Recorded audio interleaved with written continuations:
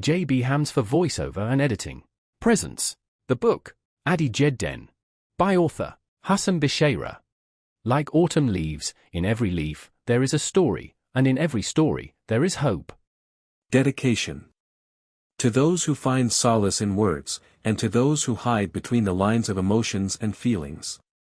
To those who sense the importance of every whisper that expresses the heart, and seek an echo for their thoughts and dreams, I offer these reflections as a companion on life's journey. To those who appreciate the beauty of small moments and the depth of human experiences, I hope you find in these pages something that reflects a part of your experiences and emotions, and grants you moments of contemplation and inspiration.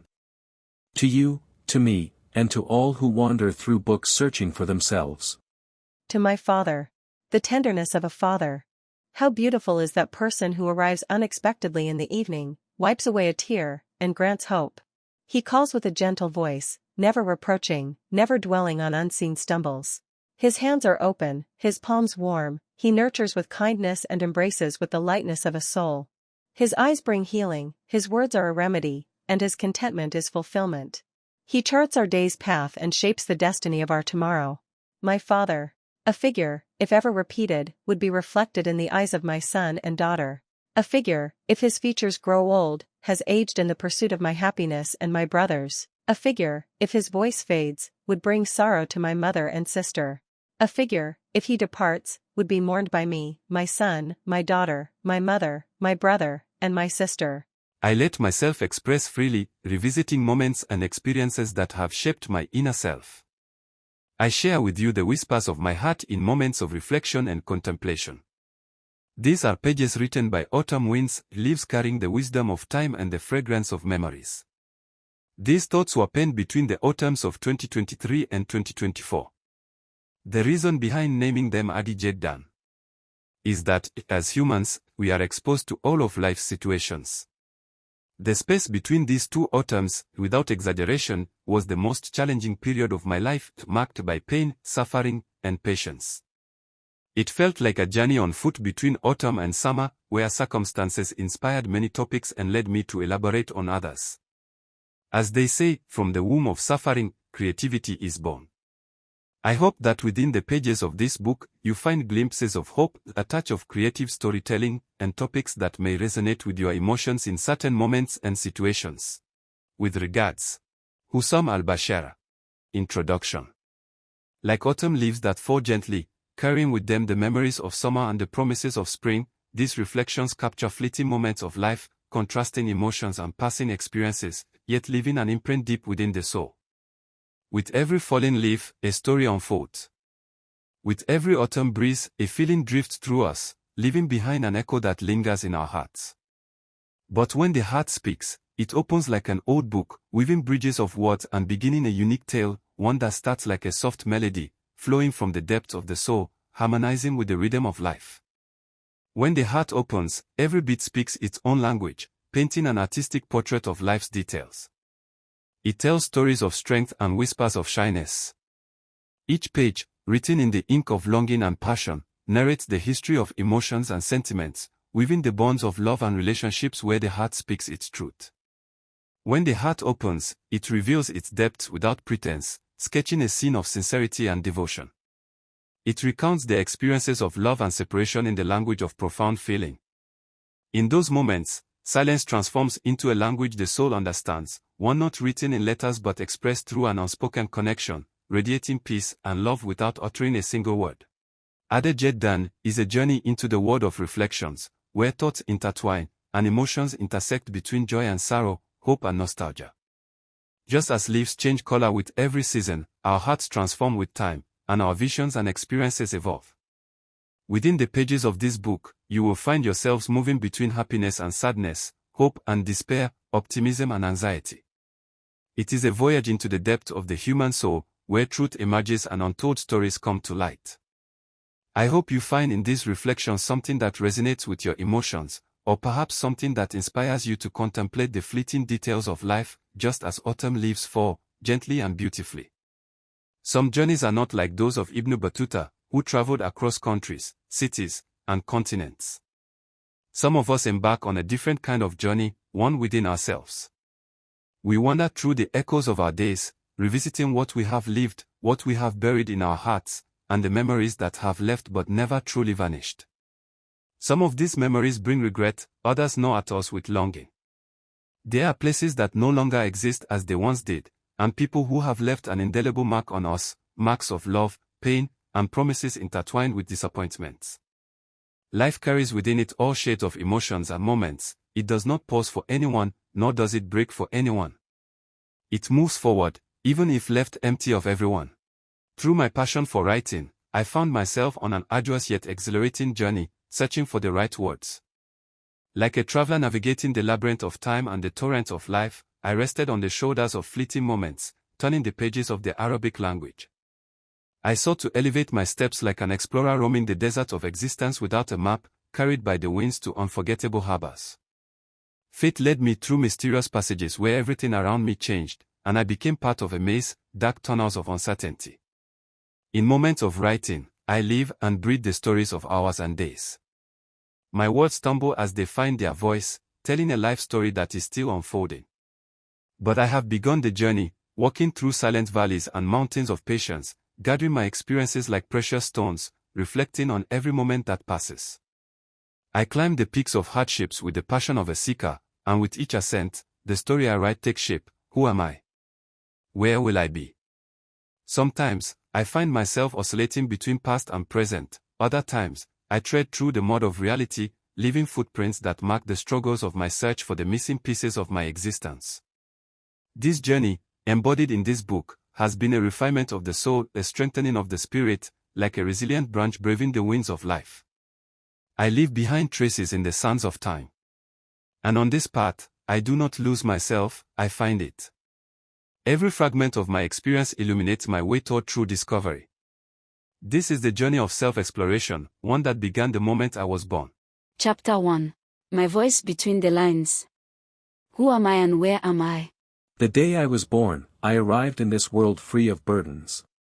My heart was a blank page, untouched by experience or sorrow. Life welcomed me with my first cries, as if warning me of what lay ahead. It received me with a solemn silence, observing me like a newborn destined to grow, to fight its battles, to embrace its joys and sorrows. It was as if life, in that very first moment, was offering me an unspoken promise, a promise of change, of growth, of love, and perhaps of loss. Yet, it also granted me the opportunity to be, to live, to learn, and to leave my mark on a world that existed long before me and will continue long after I am gone. I first saw the light on October 6, 1982, and with my first touch of my mother's hand, I felt a love deeper than words. I did not know then what she felt. Was it the pain of childbirth or the overwhelming joy of meeting her firstborn? The first sensation I truly recognized in my infancy was that warm hand that soothed me through countless long nights. I would drift into sleep knowing I was in absolute safety, that no harm could reach me as long as I lay in her embrace. Her touch was not just a fleeting gesture, it was a lesson in love, one that assured me that there existed a love so profound, so unconditional, that it needed no explanation. Every wound in me seemed to heal with a single touch from her, as if her hands held a quiet magic, preparing me for the world. Her touch whispered gently, "I am here. Everything will be okay." My father was the first to hold me after my mother's womb and embrace. The first to recognize me. The first to promise me love, without needing to say a word. His arms became my first refuge, his warmth my first shelter. His gaze, filled with pride and awe, silently told me that I was a part of him, that my heartbeat had added a new kind of joy to his life, one he had never known before. I was his firstborn, the first time he was called Father. For him, it was an unforgettable day, a moment where love and fear intertwined, where the weight of responsibility met the euphoria of new beginnings. Though I was too young to comprehend, that moment marked the start of a bond that would last a lifetime, one of endless giving, unwavering protection, and unconditional love. That first year of my life was the foundation of everything that followed. It was the beginning of my relationship with this universe, a preview of the life that would unfold before me. It felt like a dream in the making, where every step was small but significant, every sound was a discovery, and every laugh was my earliest attempt at connecting with the world around me. I remember nothing of those days, yet I know I was surrounded by love and warmth, that every milestone, every smile, every movement, every tiny tooth, was met with celebration and anticipation. In my mother's embrace, I found peace. In my father's hands, I found security. Before I even learned to speak, I had already learned love and tenderness. They awaited my first steps eagerly, and as I stumbled forward, I began to understand that life itself is a series of attempts, sometimes confident, sometimes hesitant, but always supported by those who love us. We all begin life as children, playing without care, without restraint, spreading joy with our innocence and spontaneity. Our reactions were sources of laughter to those older and wiser, for we knew nothing of malice, nothing of resentment. We were oblivious to the complexities that lay beyond childhood's gates. The only jealousy we understood was the jealousy over an embrace, the longing for a kiss. Even then, we sensed the importance of fairness, not in possessions, but in love. At the age of 5, I ran freely, seeking happiness in a spontaneous laugh or a simple game. My world was small, yet my dreams were vast. Everything around me was fascinating. I saw life through curious eyes, filled with colors, crafting imaginary worlds where nothing was impossible. We used to wonder, where does the moon go in the morning? We missed it on winter nights when it failed to appear. We feared the storms, the rain, the thunder's roar, and the lightning's flash. Everything starts with a small dream, a child gazing at the sky, searching for answers. Those were the first moments we felt different, as if something inside us longed to break free, to shout to the world, a child who just wanted to play. But every step forward came with its own set of challenges, the challenges of life itself. A dream is a beautiful thing to carry in one's heart, yet it often crashes against the walls of reality. Life does not pave the way for dreams, it builds obstacles before them. At 20, I had grown taller, my features had become more defined, taking on a character that would accompany me for a decade or more. I started to understand myself better. I realized that the world was much bigger than I had once thought and that dreams required effort to come true. My ambitions reached for the sky, and my steps toward the future quickened. Everyone around me wanted to be my friend, and I wanted the same. They drew inspiration from my ambition, my dreams, and the future I envisioned. I, too, drew inspiration from them. We dreamed together, not just for ourselves, but for one another. I learned from my experiences, found friends and places that resonated with me. The difficulties came unexpectedly, at unforeseen times, but I discovered that these very hardships shaped me. They made me stronger and forced me to think in new ways. As I grew, I began to ask myself, who am I? I found that I was a thought born from the silence, a question echoing through the corridors of memory. I am a journey through the features of time. My steps trace unknown paths in search of meaning. I am a pulse that oscillates between the heart and the mind, questioning the truth between what I want and what I am. I am a soul wandering between dreams and reality, seeking a moment of balance between hope and fear. I am an unfinished story, each day a new page, its words carrying both aspirations and heartbreaks, yet always moving forward, unsure of the destination. I found myself diving into the turbulent sea of life, searching for a harbor where my heart could anchor, for my voice amidst the overlapping echoes. Am I truly here, where I see myself? Or am I somewhere far away, searching unknowingly? I may lose my way. I may survive all disappointments. I may find myself like a traveler without an address, walking roads with unknown endings, searching for a destination that has yet to reveal itself. Amidst the crowd of days, I sometimes forget where I want to go, who should accompany me, and what I truly wish to achieve.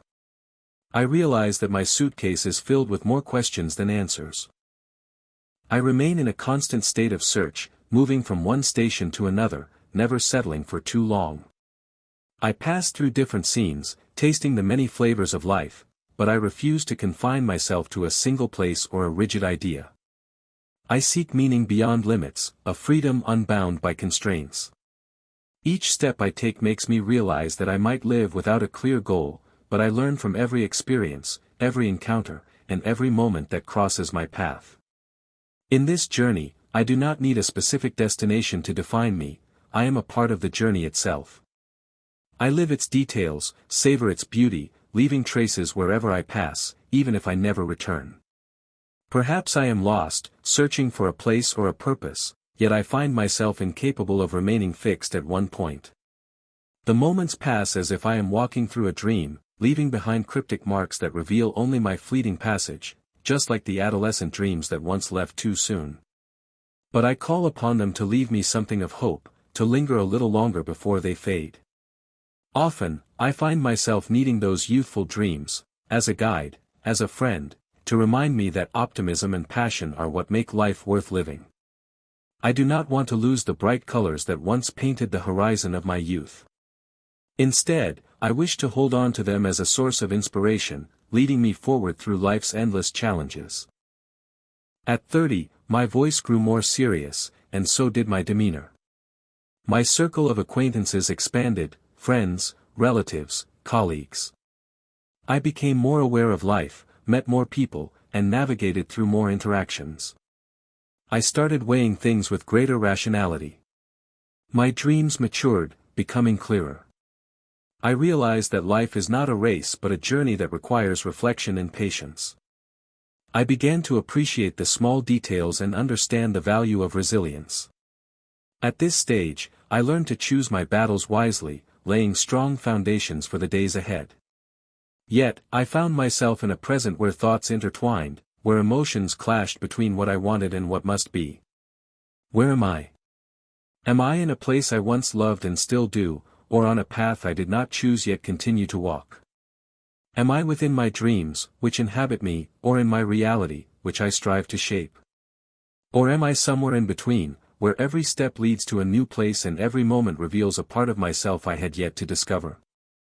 I may be here, or I may be there, but what is certain is that I am on a journey that never truly ends, a journey where I may find myself in places I never expected, understanding that, where am I, is not a question seeking a location, but a journey in search of meaning. Some of those I encountered in my 30s were like a gentle breeze soothing my weary soul. Beautiful in their spirits and actions, leaving an unforgettable imprint on my heart. They entered my life without noise, their presence radiating warmth and comfort. They made dark days brighter, with a kind word, a sincere smile, or a simple gesture carrying depth and care. But as life unfolds with its countless turns, dictated by fate's will, I find that some moments are marked as difficult. They pass by as if eternal, like the pain of loss, the ache of loneliness and distance, or the longing for someone absent. These pains carve maps onto my heart that time cannot erase. At times, I walk with weary steps, at others, I step back to gather the scattered pieces of my soul. Then, there are moments of beauty, fleeting yet precious. Moments stolen from time, perhaps warmth amidst a storm, a brief smile, a temporary sense of peace, the passing presence of a loved one, or a long-awaited glimmer of relief. These are gifts from the sky, etched into my memory, the only thing keeping hope alive, urging me forward. The end of my third decade felt like the farewell of summer, leaving behind memories imbued with warmth and hues of joy. It departed with its final breath, a gentle breeze embracing the evening quietly, preparing the earth for seasons more serene, less turbulent. With every sunset, summer bid me farewell piece by piece, whispering that beauty does not last forever, that seasons come and go just as dreams arrive and fade. Yet despite its departure, it remained within me, a warmth that never dims, a fleeting smile, a memory living in my details, echoing in every moment of longing, like a dream postponed until its return next year. The farewell of summer is like the farewell of every season, they pass as if they were chapters in a novel written by time. One leaves, another arrives, each carrying its own stories. In the departure of every season, I hear a faint goodbye, bearing with it moments of joy and sorrow, achievements and waiting. The passing of seasons is but a reminder that change is inevitable. Just as days shift between the cold of winter and the warmth of summer, so too does my heart. I learn and forget, I love and lose. But with every farewell, there is an arrival. Every ending is merely a transition to something else, waiting just beyond the horizon. So too are the emotions within me, departing quietly, without noise, without warning. And in that silence, I learn that every departure, no matter how painful, carries within it the promise of a new beginning. Emotions gradually fade, like leaves that quietly fall in autumn without us noticing the beginning of their departure. As if those feelings that once filled the heart with vitality and warmth have chosen to leave silently, leaving behind a void that is not easily filled. The departure of emotions is not always painful, often, it carries with it a sense of liberation from the weight of feelings that no longer suit us. Yet, it leaves behind soft traces, like the effect of a breeze on water, reminding us of how those emotions were once a part of us and how they have now become distant memories. With every departure of emotions, there is the beginning of others. The heart does not remain empty for long. It waits to beat again, even if in the form of a different feeling, calmer, deeper, and perhaps similar to the departure of hardships from my life. At 40, I carry the wisdom of the years that have passed. I have become more at peace with myself and with life. I no longer seek perfection but rather peace. I understand that every stage has its beauty and that every experience has added something new to me. At 40, I live in the moment. I celebrate who I am now and what I have become. Reaching 40 was not easy. Sometimes, I found myself in situations where I felt utterly alone, as if everything and everyone stood against me. At those times, I realized that resilience is not an option but the only way forward. I may fall, but rising again is what defines me. I have been through moments where I felt I had reached the end, yet I always found within myself that faint light guiding my way. My circle of acquaintances has shrunk, now limited to my family and those closest to me, with very few remaining from my old neighborhood and village. In my 40s, my companion from my 20s is no longer my friend. He may not remember me, for my features have aged and changed. My friend from my 30s knows little about me, and he may not even care if he sees me, for, like me, life has occupied him with its relentless demands. In every moment when darkness intensifies before me, I remind myself that life is but a journey and that every turn and every obstacle is merely part of that journey. Perhaps the storms I face today will make me stronger tomorrow, and maybe the sorrows that weigh down my heart today will grant me the ability to appreciate joy when it arrives. Life, with all its twists and turns, is ultimately a gift, and these gifts deserve to be cherished, even if they come wrapped in pain. Life changes, and so do I. But adapting is not always easy. Sometimes, I find myself facing something entirely new, something that requires me to become a different person. Change is not in appearance or location but within. I had to learn to accept myself as I am, with all my contradictions and the dreams that have yet to come true. There comes a moment in life when I realize that everything I have been through had meaning. Every tear, every pain, every loss was a piece of the larger story I am living. Success is not about reaching a destination but about the journey itself, about every moment that taught me something new about myself and about life. At an advanced stage of my life, I was fully convinced that life would never be easy. I will face challenges and situations where everything seems impossible. But time has taught me that true strength comes from within. Therefore, I will not surrender, nor will I lose hope, because every experience, no matter how difficult, adds new strength to me and shapes me into a better person.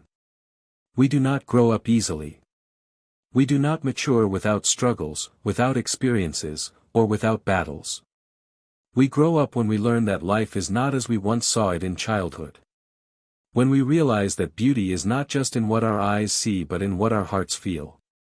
We grow up when we understand that success is not measured by the number of achievements but by our ability to rise after falling and to smile despite the pain.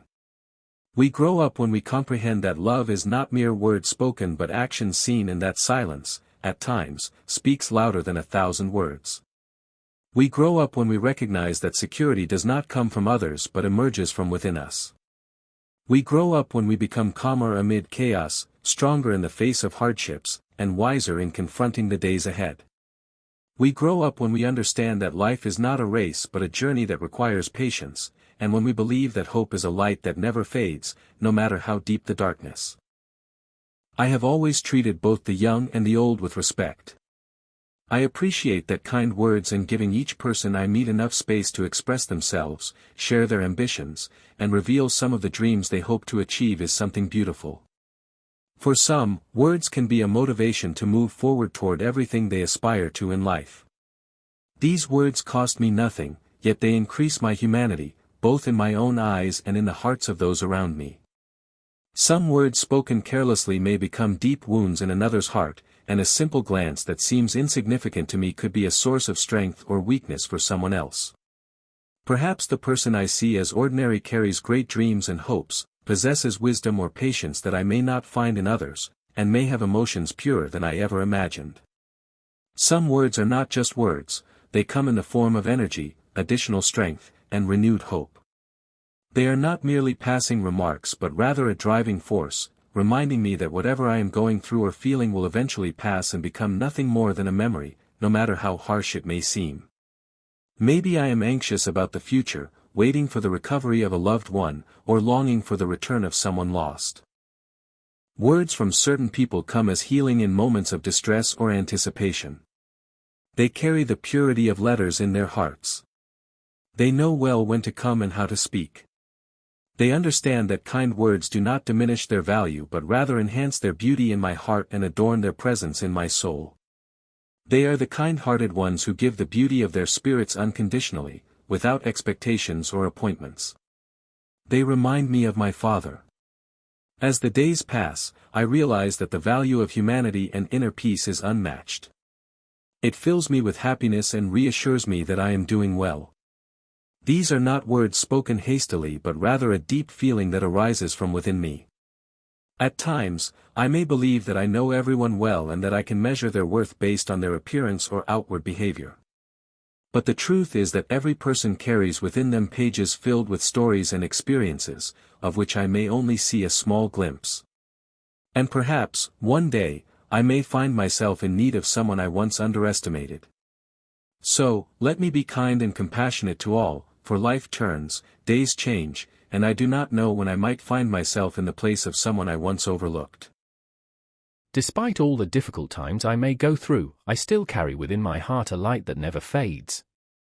I am fine because I believe in my ability to change if I ever see myself as a flawed person. I believe in the power of new beginnings and in the opportunities each day brings. I draw my strength from moments of simplicity and serenity, and I find happiness in the small things that give my life meaning. I am fine, and I can be even better because I surround myself with sincere hope that pushes me forward when my steps falter. Because I learn from every experience, growing wiser and stronger. Because I choose to be this way, I choose hope, I choose joy, and I choose life with all its beauty and hardships. Whenever I feel that life is closing in on me, throwing me into the unknown, or losing its flavor, I find myself returning in memory to those moments that overflowed with life. I search for the joy that once filled my heart and for the passion that used to wake me up every morning. Sometimes, I feel that I have lost my way, other times, I feel that I have stopped at a crossroads with no direction. But I know that seeking light in the midst of darkness is the first step toward healing, and realizing the absence of meaning is the first step toward finding it again. Perhaps my happiness lies in those little details I have overlooked, in the smiles I have ignored, and in the moments of quiet I have failed to appreciate. But I will keep searching, dreaming, and waiting until life regains the essence I once knew. The happiest souls are those who have never harmed anyone, who move through life lightly and peacefully, carrying no grudges in their hearts, only a purity that resembles the sky after the rain. They know that true strength lies in kindness and compassion. They do not compare themselves to others but choose love over hatred, forgiveness over resentment, and mercy over cruelty. They do not burden themselves with the weight of mistakes or offenses, instead, they find joy in the simplest things, a genuine smile, a kind word, an outstretched hand. They rejoice in seeing happiness in the eyes of those around them. They live wisely, knowing that every action they take will return to them in some way, so they always choose to be a source of goodness and blessing. In many defining moments, I sometimes see myself as weak, lost in the midst of events. But at other times, I see the light shining in my eyes, and I realize that I am not just a spectator, I am a dreamer, a doer, and an achiever. I expect a lot, I reflect, and I dream, but not everything I anticipate comes true. Sometimes, my expectations surprise me with what I never imagined, leaving me feeling disappointed or anxious. But often, the unexpected events are the ones that shape my path the most, leading me to discover new things and giving me a chance to reorganize my life. Those who truly understand me do not need reminders that between words spoken without intent and meanings left unspoken, much love can be lost. They know how to understand me and when. They never pretend to be strangers to me because they grasp not only what I say, but also what I express in silence. Bad habits are like invisible walls, trapping us behind them as they slowly take away pieces of who we are. They are like thorns embedded deep within us, we see them as part of ourselves, despite the pain they cause. Every bad habit carries within it a false promise, a fleeting pleasure followed by hours of regret, or a temporary comfort overshadowed by frustration. I do not want to be contradictory, not out of fear of people's judgment or criticism, nor because of the labels that might brand me as inconsistent or two-faced. Rather, I refuse to live in a state where my personality has multiple faces, where my opinions shift unpredictably. I want to be me as I am, with one face, steadfast in the face of everything. Contradiction bothers me because it tears something within me apart, placing me between conflicting positions and words that do not align. I do not want to say something today and contradict it tomorrow. I want my actions to reflect what is inside me, to be honest with myself before being honest with those around me. To remain steadfast in my opinions and decisions, not to please others, but to satisfy myself and preserve the purity of my conscience. I express my reproach silently and calmly at times when I do not dare to voice it aloud. The most beautiful kind of reproach is the one that carries no words, translates into no language, and requires no letters. As if in silence, there lie 1,000 stories and 1,000 emotions, reproach that holds everything without saying anything. It is a silent dialogue between eyes that speak without uttering a word and a heart that overflows with emotions without explicitly expressing them. It is a reproach spoken in the absence of presence, passing between the lines and the heartbeats, teaching us that sometimes silence is more truthful than any spoken words. My worries differ from those of many who do not know the pain I carry. They speak of their concerns, discussing details that may seem simple and superficial to me, while my depths drown in things they know nothing about. Perhaps it is because they come not to listen to me, but to make themselves heard. Maybe they have not made room for my emotions to pass through the barriers of their self-interest. They are close in times of sorrow, yet in their moments of joy, they do not come nor confide. Perhaps they believe that sorrow does not invite envy, but it may consume them in every moment of happiness they speak of. I have learned never to compare my beginning to someone else's season of harvest because I understand that each of us has our own path and our own timing. We do not plant the seeds of our dreams in the same soil, nor do we water them with the same rain. Some dreams need bright sunlight to grow, while others thrive in the shadows of the night and its stillness. I believe that the fruits I reap today are merely a reflection of what I planted yesterday, with patience and faith, even if my steps seem slow or my efforts' results remain unseen. Life has taught me that success is not a race against others, but rather a journey with myself. Every step I take, no matter how small, brings me closer to my own harvest. The road to the season I await may be long, but when it arrives, it will be abundant, painted with the colors of my own victories, the ones I built with my own hands and heart. Therefore, I do not rush the fruits of life, nor do I compare myself to those who came before me, because I am certain that each of us has a time and a season to shine in their own light.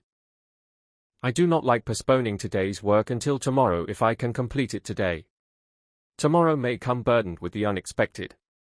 Procrastination is nothing but an added weight on my shoulders, one that may accumulate until it becomes unbearable.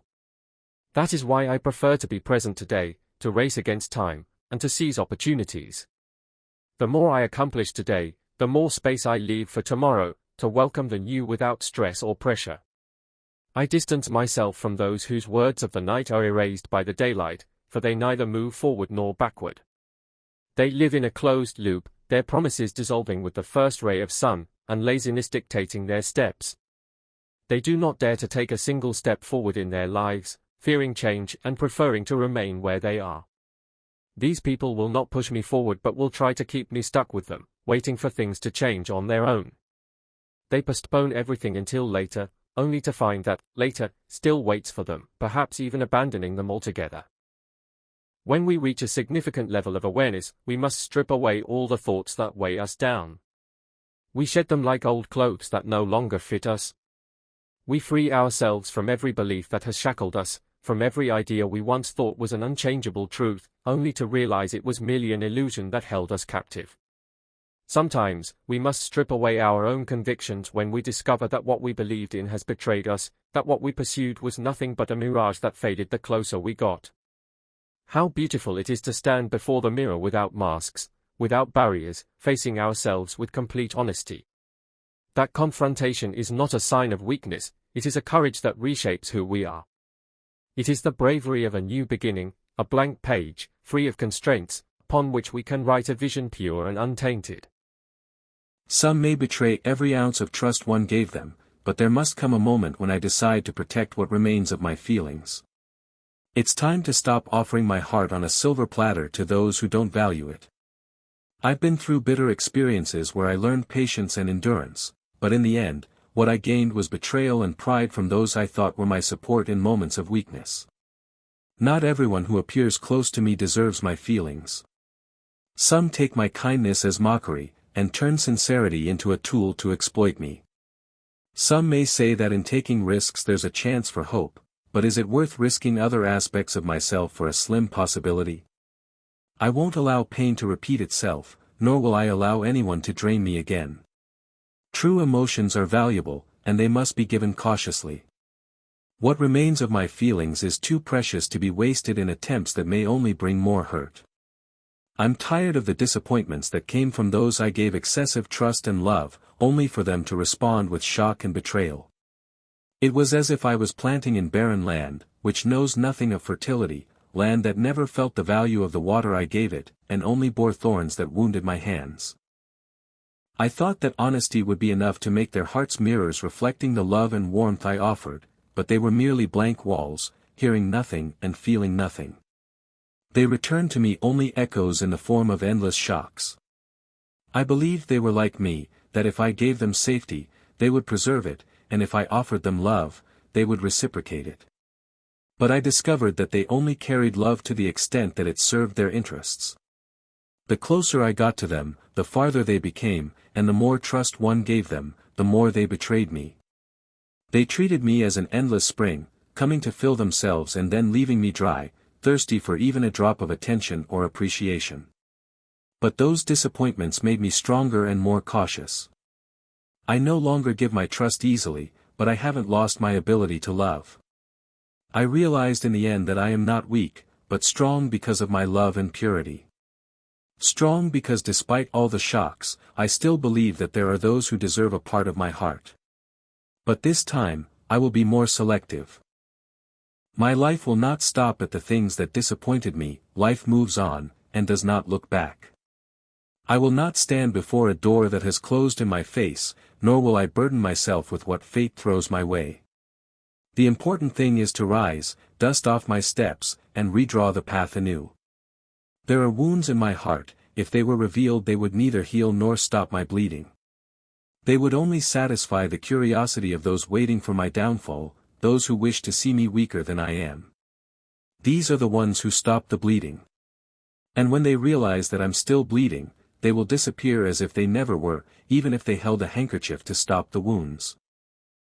I have learned that free spirits are not bound by the disappointments of others. Every betrayal is a lesson, a part of a journey that teaches strength and resilience. Those who have let me down have revealed sides of life I had never seen before. I do not belong to those who left me, nor am I trapped in the memories of those who betrayed my trust. Every disappointment is just a stop along the way, but it is not the destination. The destination is me, my dreams, my determination to be stronger than I was, and deeper than I ever imagined. Every time I chose others over myself, I lost a piece of who I was until one day, I woke up and realized I no longer recognized myself. It was as if I had become a stranger to my own soul. I could see my reflection in the mirror, but I could not recognize the spirit that once lived within me. I missed that spirit, the one that knew how to dream without fear, how to laugh from the heart, and how to love life with simplicity and without complications. A soul that I lost amid endless responsibilities and the constant attempts to please everyone and meet life's demands. I long for the version of myself that was filled with energy and passion, the one that found beauty in the simplest things and dreamed without restrictions. I wonder, where did that adventurous, fearless self go? Have I lost it forever, or is it merely hidden somewhere deep within, waiting for the right moment to return? I will search for it in every quiet moment, in every small space where I allow myself to be as I once was, free from pressures and expectations. I will reclaim it, because I need it now more than ever.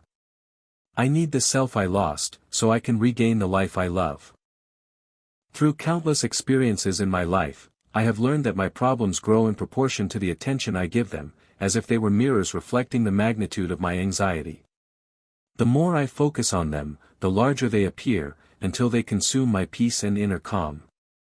A problem may start small, like a mere pebble on the road, but when I make it the center of my thoughts and give it more importance than it deserves, it transforms into a mountain that feels impossible to climb. How many simple matters have taken up more time and energy than they deserved?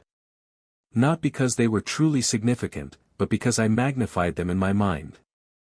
In moments of anxiety, I lose the ability to see things as they truly are. Problems seem unsolvable, and minor details escalate into overwhelming obstacles. The truth is that excessive attention does not resolve a problem, it only feeds it, allowing it to grow into an obsession that follows me everywhere. I have learned that stopping the habit of overthinking my problems is half the solution, to look at them with a calm eye and place them in their rightful space without giving them control over my emotions and life. Not everything that bothers me deserves a significant portion of my thoughts. Life is full of small details, and if I allow each one to become a crisis, I will lose my ability to enjoy anything. The relief from worries and burdens may come unexpectedly, but when it does, it brings with it gentle emotions that restore peace to the soul, just like the return of autumn, with its cool whispers and fallen leaves on the sidewalks. Autumn comes back to remind us that life carries within it silent farewells and new beginnings. We feel its breezes brushing against our faces softly, as if they carry within their particles the memories of the summer that has passed and the dreams of the coming winter. Amidst the chaos of days and the randomness of time, I find myself searching for a quiet moment to speak to that younger version of me, the one who dreamed and aspired with innocence and spontaneity. I used to see myself taking ambitions as wings, building castles of dreams, without worrying about the obstacles or challenges that might stand in my way. Challenges have taught me not to rush in judging life or in criticizing myself.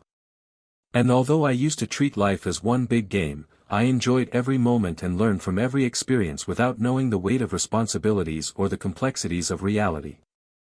Challenges have taught me not to let life's hardships be a source of despair, but rather to turn them into lessons in patience. They have taught me to never stop believing in myself and my abilities, even when times are tough or when my surroundings are discouraging. I always remind myself that I have the strength to overcome difficulties and a hope that fuels me to keep going.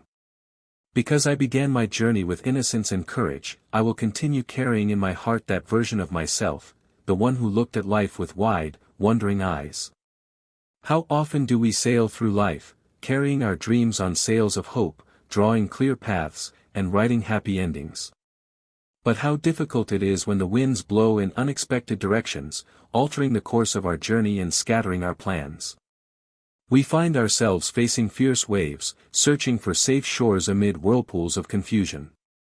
We ask ourselves, why weren't the winds as gentle as we had hoped? But we forget that the journey itself, even if it does not go as planned, is what shapes our souls and teaches us that hope is not in the destination but in our ability to hold on to the helm, no matter how the winds shift.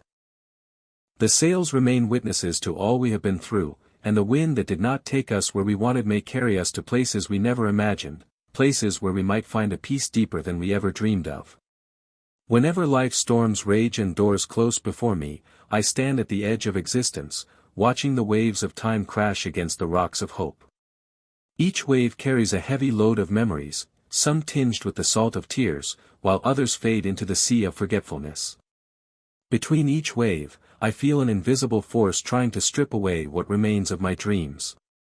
It is that inner voice, that whisper that sneaks into the soul in moments of weakness, trying to convince me that the road is blocked, that all effort is in vain. But I hold tightly to the rope of patience, the delicate thread woven from strands of hope. I cling to it with all my strength, knowing that no matter how fierce the storm, it will eventually subside, and no matter how dark the sky, it will, in time, smile again. And just like October's return each year, autumn comes back with its cool whispers and fallen leaves on the sidewalks. It returns to remind us that life carries within it silent farewells and new beginnings. We feel its gentle breeze on our faces, as if it carries within it the memories of the summer that has passed and the dreams of the coming winter. Autumn is not just a season of farewell, it is a painting where life is colored with a blend of nostalgia and hope. The falling leaves write old stories on the ground, whispering to us that everything has an end, not an end to fear, but a beginning that precedes renewal. With every leaf that falls, new dreams are born within us, and with every breeze that blows, our souls are revived once more. The sails remain witnesses to all we have been through, and the wind that did not take us where we wanted may carry us to places we never imagined, places where we might find a peace deeper than we ever dreamed of. Whenever life's storms rage and doors close before me, I stand at the edge of existence, watching the waves of time crash against the rocks of hope. Each wave carries a heavy load of memories, some tinged with the salt of tears, while others fade into the sea of forgetfulness. Between each wave, I feel an invisible force trying to strip away what remains of my dreams. It is that inner voice, that whisper that sneaks into the soul in moments of weakness, trying to convince me that the road is blocked, that all effort is in vain. But I hold tightly to the rope of patience, the delicate thread woven from strands of hope. I cling to it with all my strength, knowing that no matter how fierce the storm, it will eventually subside, and no matter how dark the sky, it will, in time, smile again. And just like October's return each year, autumn comes back with its cool whispers and fallen leaves on the sidewalks. It returns to remind us that life carries within it silent farewells and new beginnings. We feel its gentle breeze on our faces, as if it carries within it the memories of the summer that has passed and the dreams of the coming winter. Autumn is not just a season of farewell, it is a painting where life is colored with a blend of nostalgia and hope. The falling leaves write old stories on the ground, whispering to us that everything has an end, not an end to fear, but a beginning that precedes renewal. With every leaf that falls, new dreams are born within us, and with every breeze that blows, our souls are revived once more. The renewal of souls grants us the chance to return to everything we once left behind, drawn by the warmth of memories. We return because some places we once lived in and later abandoned still carry whispers of the past, as if calling us back to relive moments that may have been lost in the chaos of time. And because hearts do not forget, the traces we left in others remain alive, pulsing with life. We return to rediscover ourselves, to taste the joy that once was and to touch the pain of parting that has passed. We return because we need to remember who we were and how we have changed. We return because there are people and places that have left an indelible mark on us, and because returning is the only way to tell our stories once again, with wider eyes and purer souls, free from the dark thoughts that once weighed heavy on our hearts. Chapter 2. Life goes on, and the hair turns grey, ignited by time, confusion, and experiences. Life rushes by without waiting, slipping away before I even feel it. It shifts between ease and hardship, moving as swiftly as a passing wind, carrying my moment with it before I have the chance to look back. It feels like I am caught in an endless race, where my days are swept away like autumn leaves falling to the ground, unaware of how much time has already passed. I walk the paths of life, trying to keep pace with time's hurried steps, but it never waits. It does not grant me a moment to catch my breath or reflect on what I have lived and what I have lost. Life inevitably moves forward, taking with it friends and loved ones, stealing them from my grasp as if they were never a part of my life.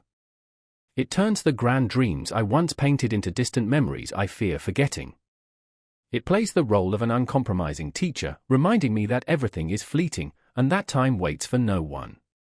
For so long, I believed I had plenty of time to chase my dreams, to live as I wished, to build a life that held all my desires.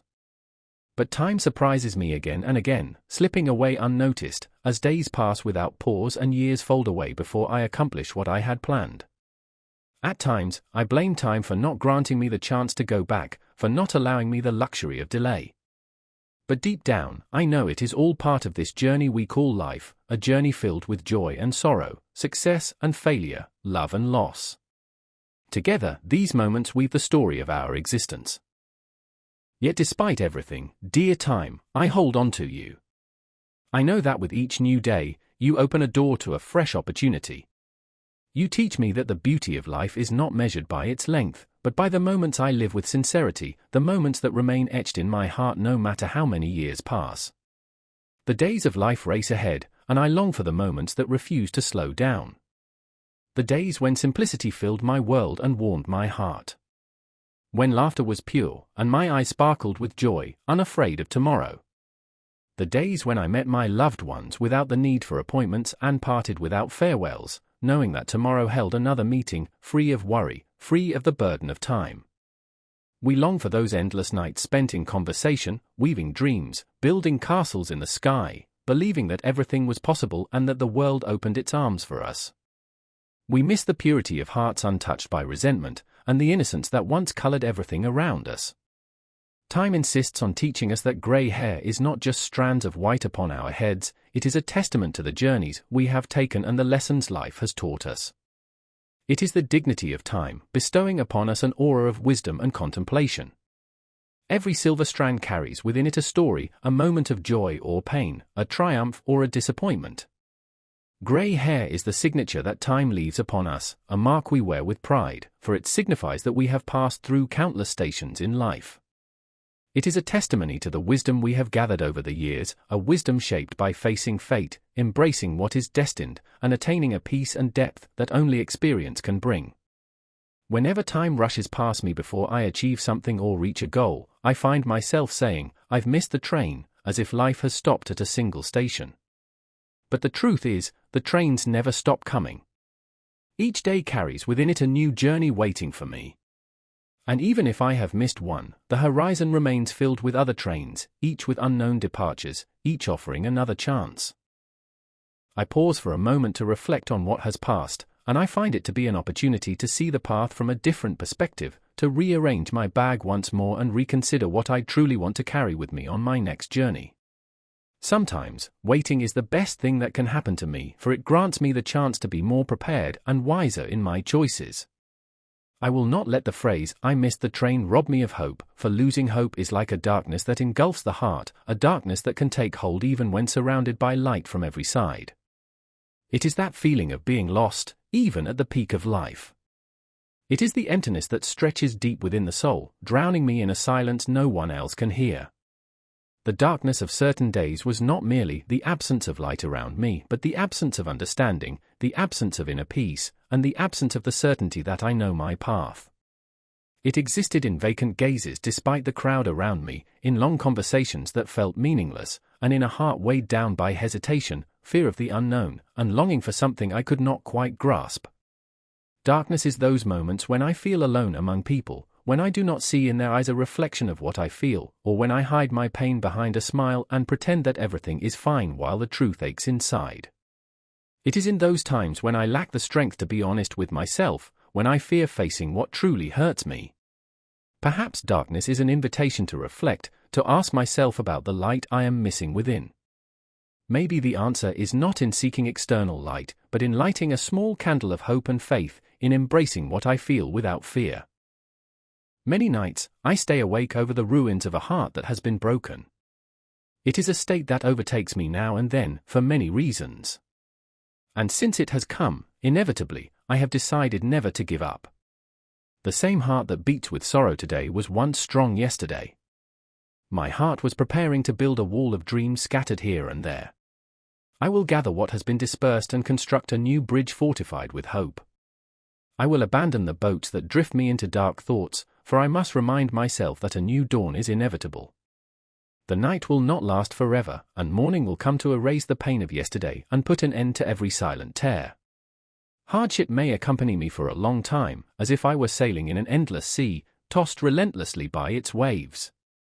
Weariness consumes me, and the burdens upon me grow heavier, weights that seem unbearable. But every time my eyes fall upon the verse, "Indeed, with hardship comes ease," I see a light piercing through my darkness, as if a cloud of mercy has descended upon my heart, filling it with a tranquility I never thought I would find. Indeed, with hardship comes ease is not just a verse I read, it is a renewed life within me, a key that unlocks the doors of relief. With every hardship that looms large before me, ease follows closely behind, a gentle breeze that revives my weary soul.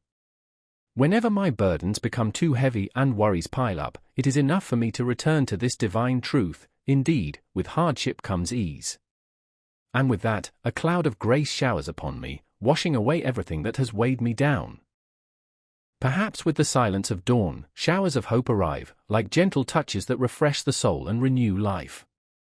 Every drop of rain that falls from the sky carries a quiet message, quenching the lands of hearts that have dried beneath the harsh sun of passing days. These showers resemble the pulse that awakens dreams from their slumber, the light that pierces through the clouds of despair and dissolves them. In every difficult moment, they come to remind us that there is always a new beginning and that within every ending, the seeds of a fresh start lie waiting.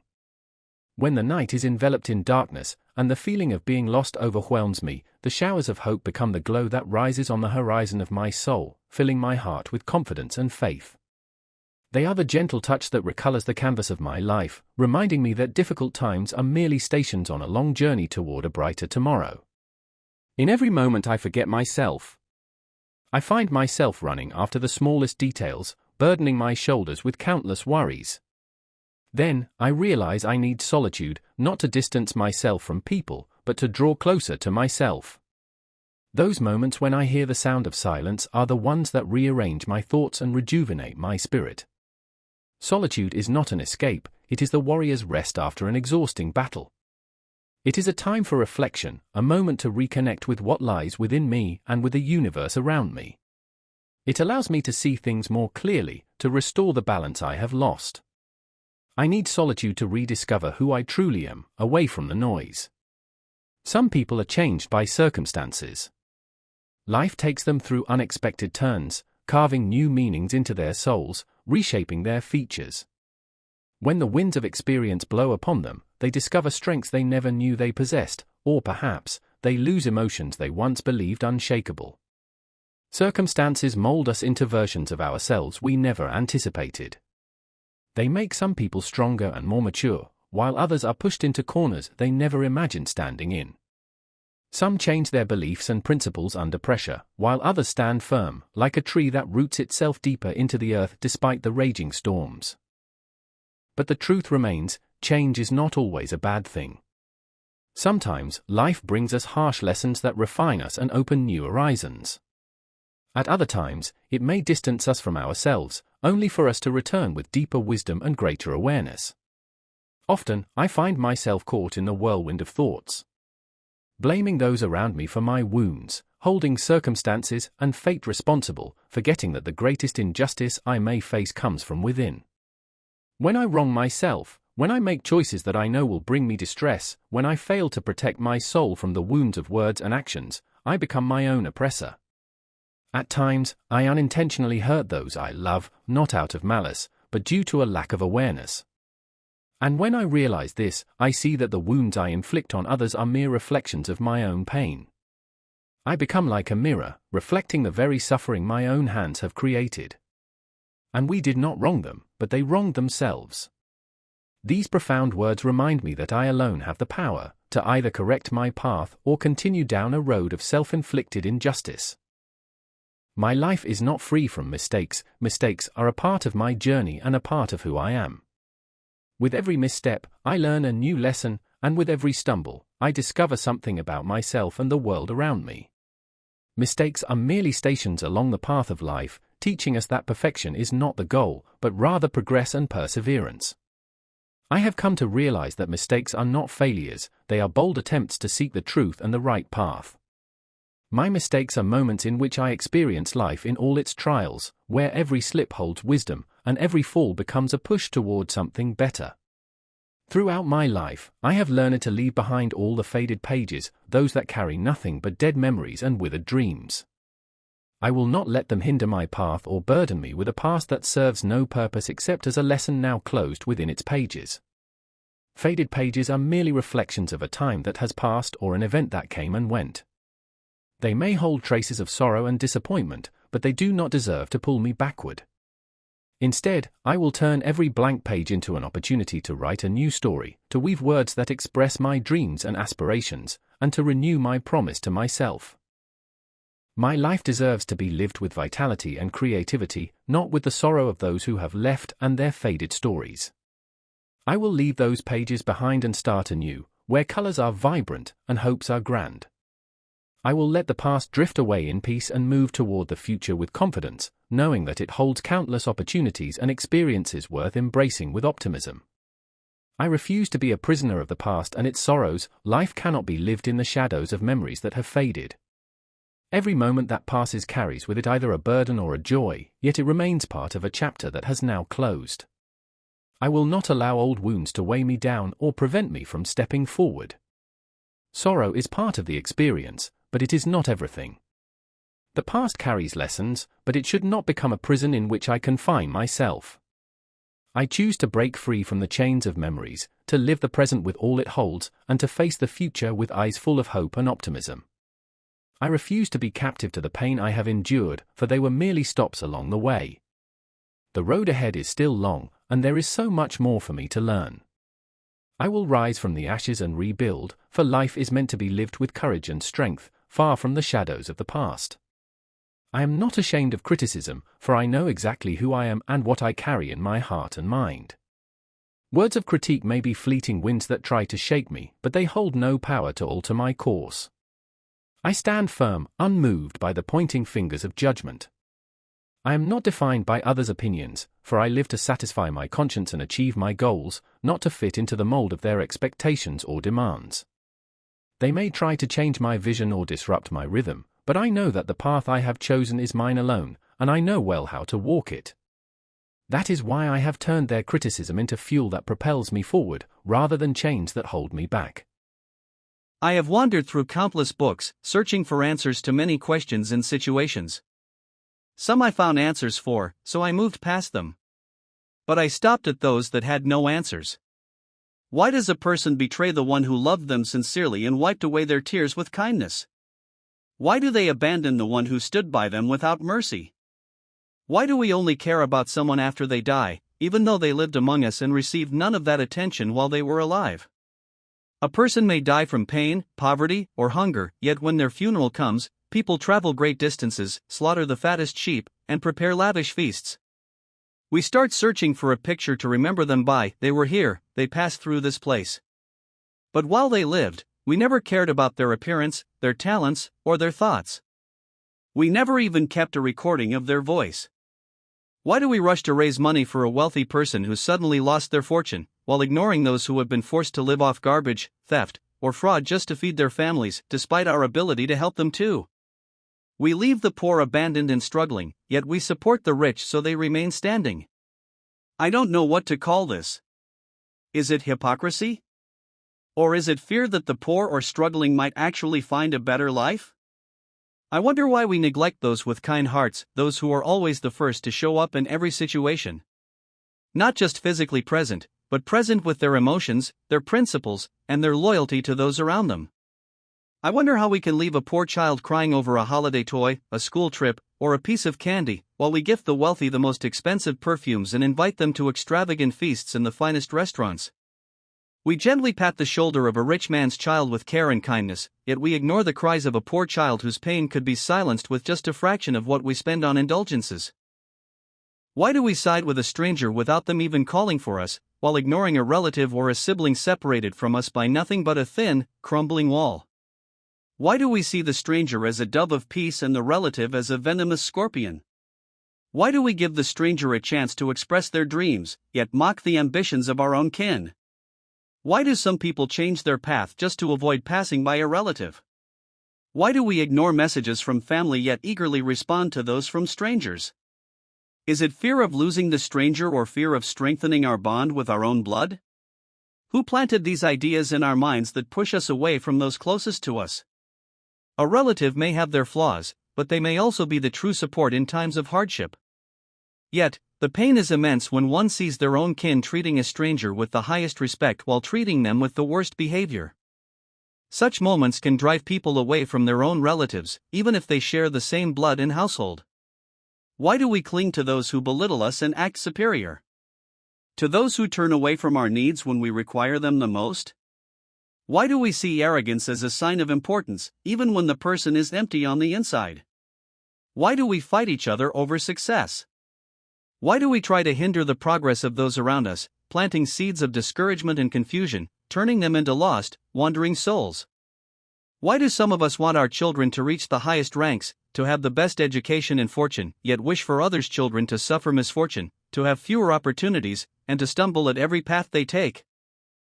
I am not arrogant towards anyone, but I cherish those places where I find tranquility and safety, places worthy of my steps, deserving of my presence. Not every space accommodates my soul. Many places lack the warmth of dreams and the echo of security that binds me to them. The corners that do not suit me are those where I feel alienated amidst their details, even if crowded with faces and words. Not every place is suitable for me, because I seek a home that embraces my personality and dreams as they are, without attempts to change or diminish them. I search for a place where my soul can breathe freely, where my thoughts can soar without restraints. I find myself reflected in such a place as I am, without embellishment or distortion, without masks or barriers. Therefore, I choose my place carefully, knowing that my place is not where everyone gathers, but where my soul belongs and thrives. Here is where I should be. I have learned from my pain to be more resilient in facing challenges and to deepen my understanding of myself and my life. In moments of pain, I discovered an endurance I hadn't realized I possessed, and that suffering can be a great teacher. My wounds taught me patience and how to benefit from every painful experience to become a better version of myself. I have learned that aches are not merely stations of weakness but also opportunities for renewal and growth. Through them, I have gained lessons in strength and determination, discovering that every pain carries within it the seeds of power and perseverance. My pain was my guide to my true self, to the person who can overcome hardships and uncover new aspects of life. Therefore, I have learned from my pain to be more steadfast and determined, and to see in every experience, no matter how harsh, an opportunity to learn and ascend. Dear, when others speak ill of me in your presence, please do not inform me. I am indifferent to what they say, how they say it, why, or where. Such careless words are like leaves scattered by the wind. What intrigues me, however, is, why did they feel comfortable in your presence? What led them to believe that your ears would readily receive their words about me, and that you would be a silent witness or even a participant in their narrative? Conversations held in honest absence are more than mere words. They test our stances, our principles, and our loyalty to those who cannot defend themselves. Silence at such moments is a choice, and choices reveal much about honest character. Therefore, I choose to live beyond the tales spun by others, tales filled with falsehoods and slander that twist the truth into a mosaic of lies. I distance myself from stories that were never true, from narratives crafted by tongues tainted with deceit. I am weary of hearing fabricated tales that attempt to paint a picture that does not resemble me. I opt to live away from many people, away from the noise of lies and distortions, where silence speaks truer than their words, and reality is purer than the falsehoods of their stories. I will not allow them to shape me according to their whims, for the truth I live is greater and stronger than their slanders. I will be myself, in all my sincerity, leaving them behind, immersed in their illusions.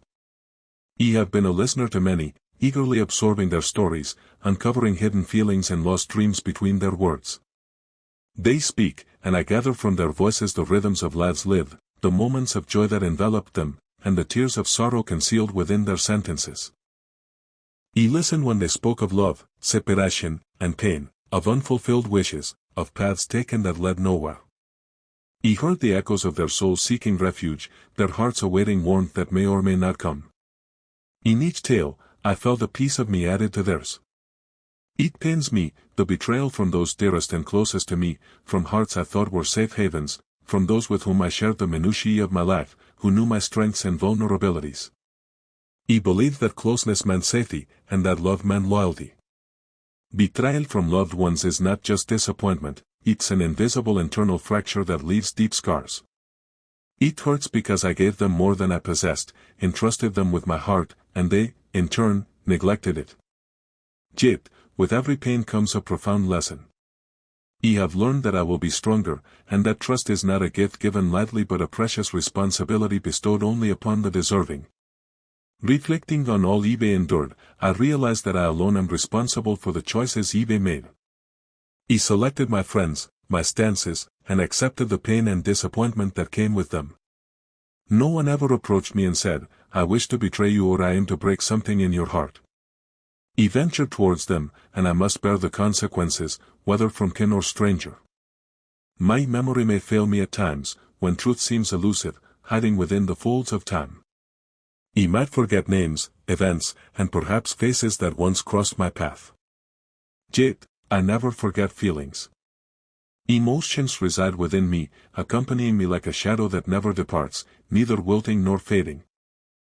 My memory may fail me when I search for the details of a day gone by, but my heart will never betray me when it recalls the warmth of a moment that was my entire world, the sound of a laughter now gone, or the eyes that once gazed at me with an unforgettable love. My memory may betray me in those moments when I search for a distant past whose details fade little by little. It may leave me alone before a sea of questions, lost between what was and what I think was. My memory may fail me when I try to recall the image of a face I loved, or the voice of a dear one that faded into the folds of time, but the impression they left and the love they planted deep inside me will never fail me. It remains eternal, present in every heartbeat, and in every hopeful moment that calls them back from the depths of forgetfulness. I am tired of small disputes, those that grow like seeds in the soil of our relationships. They grow unintentionally, feeding on moments of happiness. They appear like a passing summer cloud, leaving no trace, but stealing peace every time, and adding another stone to the wall of distance. Disputes that hold no weight in the balance of days, yet steal smiles and overshadow the warmth of hearts. I am tired of those details that I know aren't they worth it, but they intrude into our conversations, casting their shadow on everything beautiful. A simple word becomes a spark, and a fleeting thought turns into fuel for a meaningless quarrel. They repeat and grow in our minds until they lose their true value. I am stronger than to stumble over such trivialities, stronger than to dwell on every slip or passing word. Therefore, I will leave behind everything that clouds the clarity of my days and move towards what truly matters, sincere love, respect, and those beautiful moments worth living without blemish. Life is too short to spend chasing after small details, and we are greater than to let them dictate the course of our relationships. Let's reconsider. Let's pause for a moment and ask ourselves, does it all deserve this? When I grant someone my patience, I do not offer them something fleeting, but I give them a part of myself, my inner strength and my heart's steadfastness, because I believe what we share is worth the wait. Paciencia is neither an eternal gift nor an inherent right, it is a delicate thread held together by love and appreciation, weakened by neglect and indifference. It is trust that requires deep respect, making those around me realize they are facing a test with my very self, a rare opportunity for them to recognize my value in their life. Because when I decide to be given enough, I will not return. Words may be heavy on the tongue, and feelings drowned in their silence. How many emotions groan within us, searching for an outlet to flow through our speech, yet they stand at the doors of confusion and fear? In those moments when I wish to confess everything, the weight of words pulls me inward, where wounds hide behind the fog of silence. Not all emotions can be translated into words. Some are conveyed through a fleeting glance, a tear hidden behind eyelids, or a heartbeat that chokes between the ribs. Words may serve as a bridge, but sometimes, they carry only a shadow of what truly lies within us. There are feelings that cannot be spoken, only felt, and they remain trapped in the chest, circling within themselves in search of an escape. Yet, they stumble over the weight of silence and the fear of revealing too much. In those moments, I find words to be traitorous, incapable of holding the depth of what we truly feel. How can words translate the aching beats of a wounded heart? How can they convey the trembling of a soul unseen by the eyes? Emotions, with all their contradictions and fractures, are too vast to be measured in mere phrases, too deep to be confined within simple sentences. They exist between the lines, in unfinished glances, in the sighs of long nights, and in the moments of silence that carry within them 1,000 words and 1,000 unspoken sorrows. You may wait a long time before finding the courage to carry some of these heavy emotions and lay them on paper or utter them aloud, but a hidden fear always lingers, that words will never be enough. I fear that in the moment I finally confess, I will lose the strength my emotions give me when I keep them to myself. Yet, the desire to be free of them grows, even if revealing them is merely a way to lighten the weight that presses upon my heart.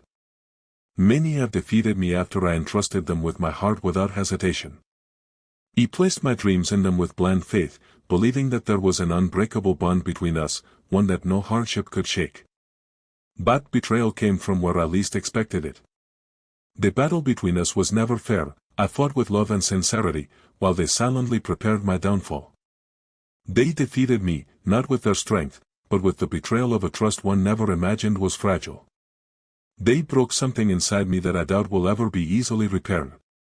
My loss was not in losing them, it was in losing myself when I trusted them. Sometimes, I feel that the world is crowded. Everything around me feels crowded. Even my mind feels overwhelmed. Yes, overwhelmed, with thoughts, tangled ideas, and noise of different kinds. There is loud noise and silent noise, and the latter can be the most powerful kind of internal chaos. Despair born from helplessness. Helplessness born from a lack of means, or from doors eBay tried to open repeatedly, only to find that I do not have the right keys, though they are right in front of me. Yet, every key seems to hold an excuse to keep the door locked. Or perhaps, some things between me and that key have simply expired. Perhaps I was never meant to have that key. Or maybe, it is too rigid and unyielding to soften, even as it sees me growing cold and weary from standing at the door. Or maybe, I am just one among many waiting at the threshold of these doors. I used to accept all the harm that came my way from those around me, those who overlooked my character, my thoughts, my knowledge, and the purity I carried within. And in that acceptance, I found a part of my happiness. For a tree that bears fruit is always the one pelted with stones, while a barren tree finds people drawn to its shade for comfort from the sun, or its wood to keep them warm in winter. When I embrace what I have and celebrate the blessings God has given me, I discover that life becomes more joyful and peaceful. Contentment is not merely accepting things as they are, it is the art of living in harmony with what I have and appreciating every moment I experience. In contentment and gratitude, I found freedom from the chains of anxiety and comparison, a chance to savor life's details, and strength in facing challenges, turning hardships into opportunities. I forgive, pardon, and let go, not because I am oblivious to what has happened, but because I respect the distance that has grown between me and others. A distance created by time, and also destroyed by time. Thus, distance quietly becomes clearer than any distorted presence. I forgive because I know that hearts which rise above wounds are the hearts that understand the meaning of peace. I forgive because life is short and does not deserve to be burdened with regret. I pardon because I believe that forgiveness is a part of the strength of the soul. How beautiful are the responses that come at the right time, with sincerity and warmth, not those that come after the longing of the question has faded, or those that carry weak excuses that do not heal the wounds of waiting.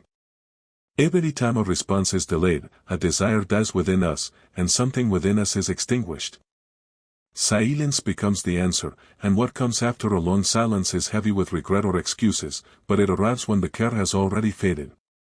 After neglect, there is nothing but neglect, and all attempts to get closer and repair what was broken will not return what has passed.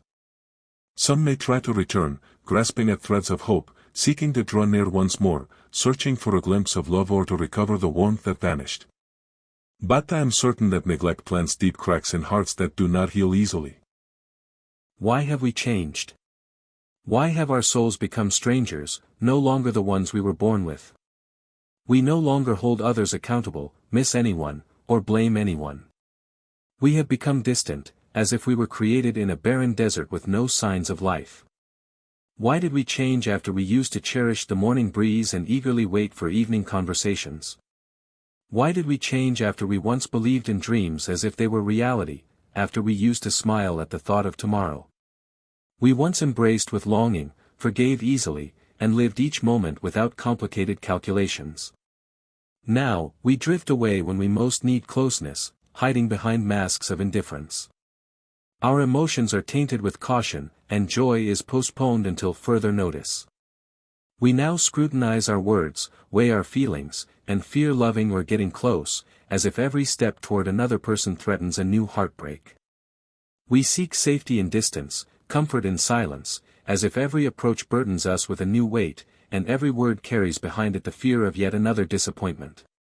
Why have we changed? We may act tough and exaggerate our resilience in many situations. We refuse to let ourselves or others sense regret for a certain moment, but in truth, we do regret, perhaps silently, without letting anyone know. We regret in secret, in the solitude of our own thoughts, yet a deep barrier within us prevents us from admitting it. In reality, we regret when we recognize the value of things only after losing them, when opportunities slip through our fingers like sand, leaving behind nothing but the longing to hold them once more. We regret when a question creeps into our depths: were we truly appreciative? Did we make the most of every moment? Regret may be a quiet voice reminding us of the importance of nurturing relationships and valuing time. We regret when we realize we missed the chance to say, "I love you," or "I care about you." Our hearts race with longing, teaching us that sometimes, words carry more weight than silence. Regret may be a natural companion on our journey, but we can transform it into a lesson, one that teaches us to cherish moments, give our hearts and souls their due time for reflection, and truly embrace life. Regret may be a window looking toward the past, but wisdom lies in using it to shape a future where change is meaningful. Chapter 3. Each of us has his own style and personality. You and I are among them. A fixed identity that does not change no matter how much time passes. Each of us has his unique approach to life, his way of dressing, choosing his food, and organizing his time as he wishes. So many of us prefer to stay isolated, without friends, often keeping interactions with peers, family members, and colleagues to a minimum. They are accustomed to a lifestyle that brings them comfort. They are not foolish, they find something in solitude that we may not see. So many of us prefer to stay connected with those around them, never wanting to be alone. Even in their work, they move from colleague to colleague, always ensuring they are not left alone. They latch onto anyone who will listen to them, not feeling the passage of time unless they sit alone with themselves. So many of us are quiet, or rather, they speak little. They don't talk much and often listen more than they speak. When they do speak, they choose the right moment. They have great control over their emotions and reactions, intervening only when they feel the situation warrants it and ignoring many others. They stay close to everything, yet remain silent most of the time. So many of us are selfish, only caring about themselves, even if they are the closest person to them. They focus on the smallest details that make them happy, even at the expense of others, never caring except for fulfilling their own desires. They might ask you to drive them 100 kilometers to fulfill their needs, but won't they even hand you a pill from across the table? When they have no interest in you, they couldn't take care less about you. And even if they do have an interest, they try to get what they want without losing anything, avoiding wasting any time on you. A beautiful type is the patient and wise one, calm and collected. This person was raised by a wise hand at home, which made them someone who handles every situation in a unique way. For every circumstance, they have a distinctive approach, firmly believing that reactions differ with each situation. They possess a great intuition and deep awareness of how to deal with others and intervene in their matters. They stay close to everyone's hearts with their approach, making them stand out among us. So many of us have a style that provokes everyone. They don't think before they speak and intervene without permission. They never leave space for others to talk wherever they are, making you feel like they are experts in all matters, big or small. They give unsolicited advice without knowledge or experience, and their only concern is talking, even inventing stories to keep the conversation going. They are not ready to admit that what you say is correct and get angry if interrupted, yet they continuously interrupt you and anyone speaking. They convince themselves that their words are right, their logic flawless, and their immediate intervention, even if they cut you off repeatedly, is the best way to control the conversation. The hardest type of person is the one who treats everyone around them as if they know nothing, thinking they are the smartest and most observant. They listen to you only to disagree, treating everyone as though they are fools.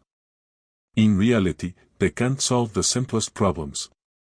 They often make those around them feel that they are arrogant, thinking that most people aren't on their intellectual, professional, or even moral level.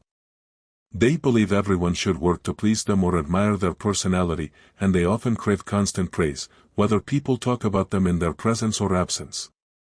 What they desire most is for people to keep talking about them continuously. The person who is afraid of everything.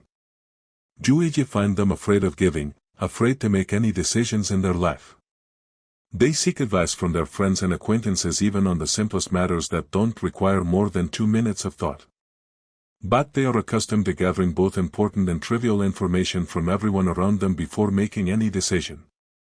For them, making a decision is one of the greatest dilemmas in their life.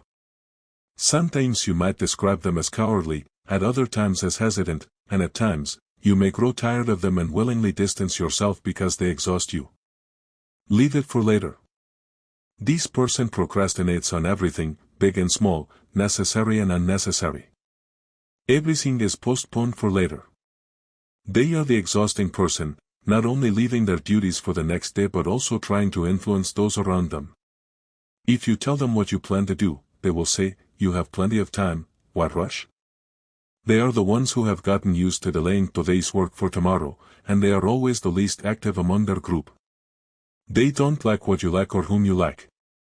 They are a person who don't see any validity in others' opinions and makes you feel that everyone you know is no good. They make you feel you're wrong in everything you love. They have a way of telling you that you're always mistaken and that they have enough knowledge about people and details. They might pretend not to like certain individuals, while in reality, they wish to be friends with them. They have a strange personality, seeing everyone around them as making poor choices in everything. They drain your energy to get ahead of you. They try to be ahead of others, which can be a good thing, but their method might deceive you. They try to discourage you and convince you that everything you aspire to is outdated and perhaps won't benefit you now. They always try to hide everything from others but possess a strange way of wanting to know everything inside you or what you plan or intend to do tomorrow. They consider themselves ahead of you in experience, knowledge, and ideas. Whenever you tell them something, they'll say, "I've been through it," trying to convince you of the negatives, even though they may never experienced it before. They want to appear as the trusted advisor to break your wings and stop you from progressing in any step forward. The ever-laughing person. Someone who laughs at every story you tell, even if they don't understand parts of it. They always try to make you feel like they are with you, listening intently. They are the person who never dares to hurt anyone or break anyone's heart. You'll find them laughing heartily when they feel you're telling them a joke, and they'll become sad if they realize you're sharing an emotional story. They feel, they sense, they listen without interrupting, focusing intently on your face while you talk to them. They are easily affected by those around them and have one of the most aching hearts, suffering silently from pains that we know nothing about. They laugh to hide the heaviness of the burdens they carry, remaining the strong person between you, them, and their own soul, never finding any benefit in complaining. They give their all to please others, even if they don't know them. They are a kind person, their kindness is instinctive, planted in them since birth. They believe everyone deserves a helping hand and trust quickly. They are loyal and do not know betrayal, nor do they know how to say no. They become anxious when asked for something they can't provide and will try to give everything they have just so no one feels like they lack something. They hope that everyone is well and do not know the meaning of hatred or selfishness in their hearts. They laugh with everyone, not distinguishing between the young and the old, always trying to stay close to everyone because they love everyone.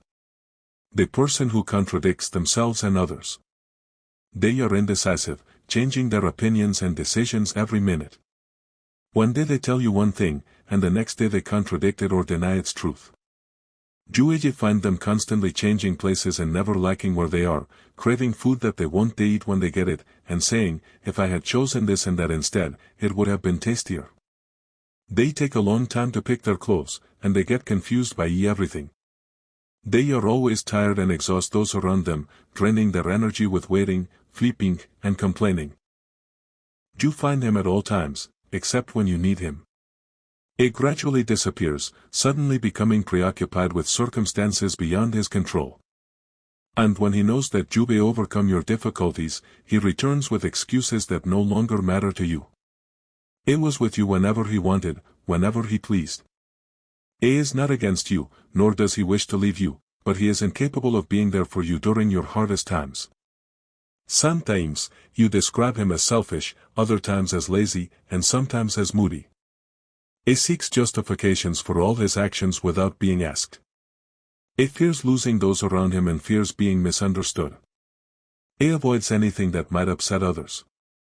He is calm in nature, often sacrificing himself, thinking of others' feelings before his own, and sometimes his own feelings are the least of his concerns.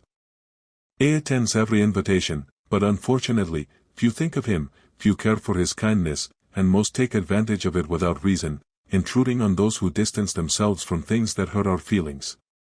He is an advisor to those around him, who turn to him for every little or big problem. He takes pride in being asked for advice, offering what he knows, and giving the right counsel. He is a person we need in many situations, and he only became an advisor after we were convinced that he has realistic ideas and answers to everything we need. He distinguishes between right and wrong, offering alternatives so that we have more than one option. He commands respect wherever he goes, speaks gracefully, and his spirit is elegant. He chooses his words carefully. He gauges his interactions based on purpose expressions, giving everyone their due. When he sees you happy, he behaves in a way that suits your mood, and when he sees you angry, he acts in a way that doesn't provoke you further. He influences everyone around him, with keen insight and never failing and honest expectations. Honest and sincere, his heart is filled with love, and wherever he is, he leaves an impact. He is the refined one. A single look or a small word may bother him, taking him a long time to forget, even if it was unintentional. He believes that harmony with others is connected to a calm approach. He struggles to move past words that come at the wrong time or place, always waiting for kindness in everything. He gets angry without speaking, healing his wounds alone, but when he misses someone, he admits it, and when he loves, he confesses it.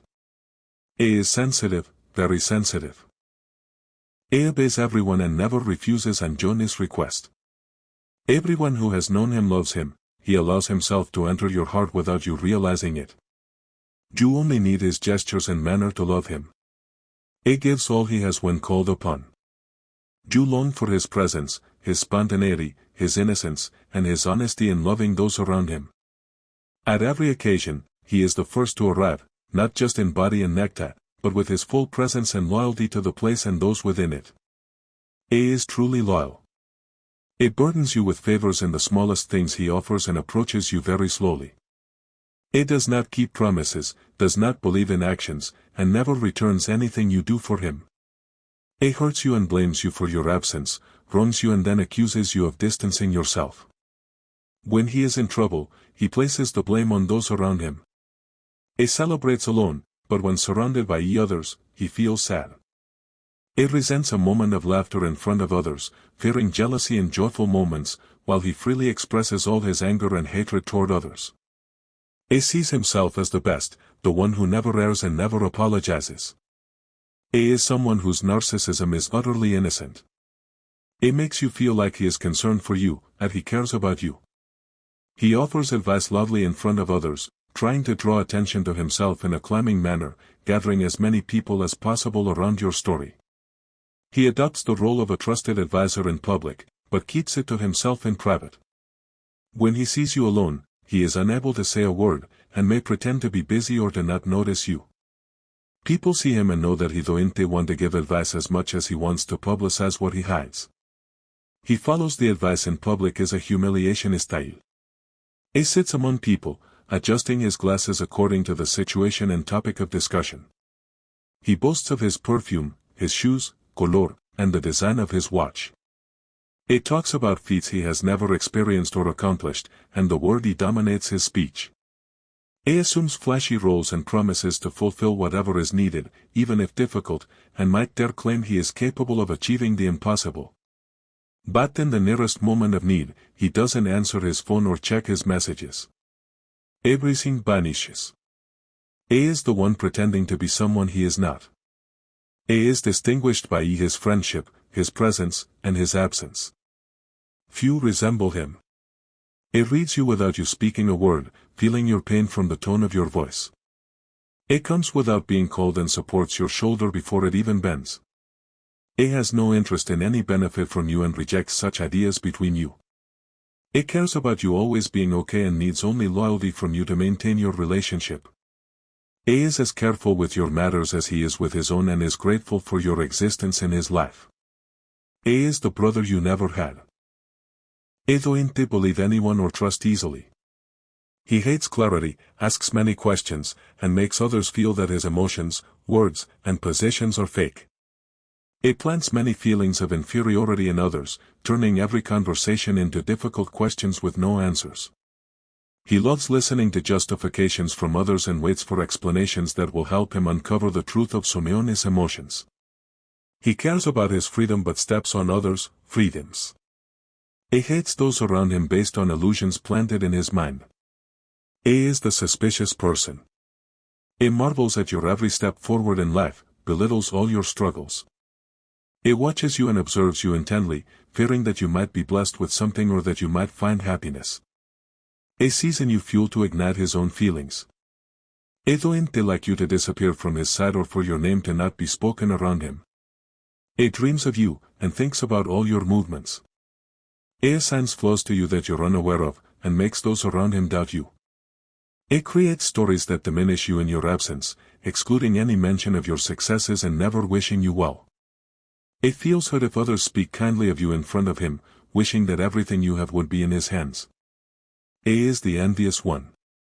A blames you for everything that happens to him, his failure, his laziness, his late nights, his afternoon awakenings. You are the one to blame if he fails at work, if his car breaks down, if he misses something and loses it. A uses you as a scapegoat for all the misery he experiences and every step he falters in. If he catches a cold or feels a chill, he might blame you. Don't worry, you are his only way to vent the deficiencies within him. A envies everyone, except those with good behavior and morals. A envies the successful and imitates the failed. A knows the right path but takes twisted routes away from it. So, who is he? A keeps you to himself, fears for you from the cold and everything else. A guards you as his greatest secret. When he hears your voice, he smiles. When your name is mentioned, he smiles. A longs for you in your present absence, writes the sweetest and softest words about you, keeps the tone of your voice until moments before sleep. A draws you in the most beautiful forms, making miracles of you in his imagination. A counts your steps just as he counts the days of your absence, seeing you in everyone he meets. A contemplates, errs, and wrongs, forgives, and pardons. A envies, blames, admonishes, and forgives, and you never know. He sleeps on the last fragrance of yours, begins his day with thoughts of you, wondering what you're doing and how you became. A greets you whenever you leave his mind and return. A becomes distracted by everything except you.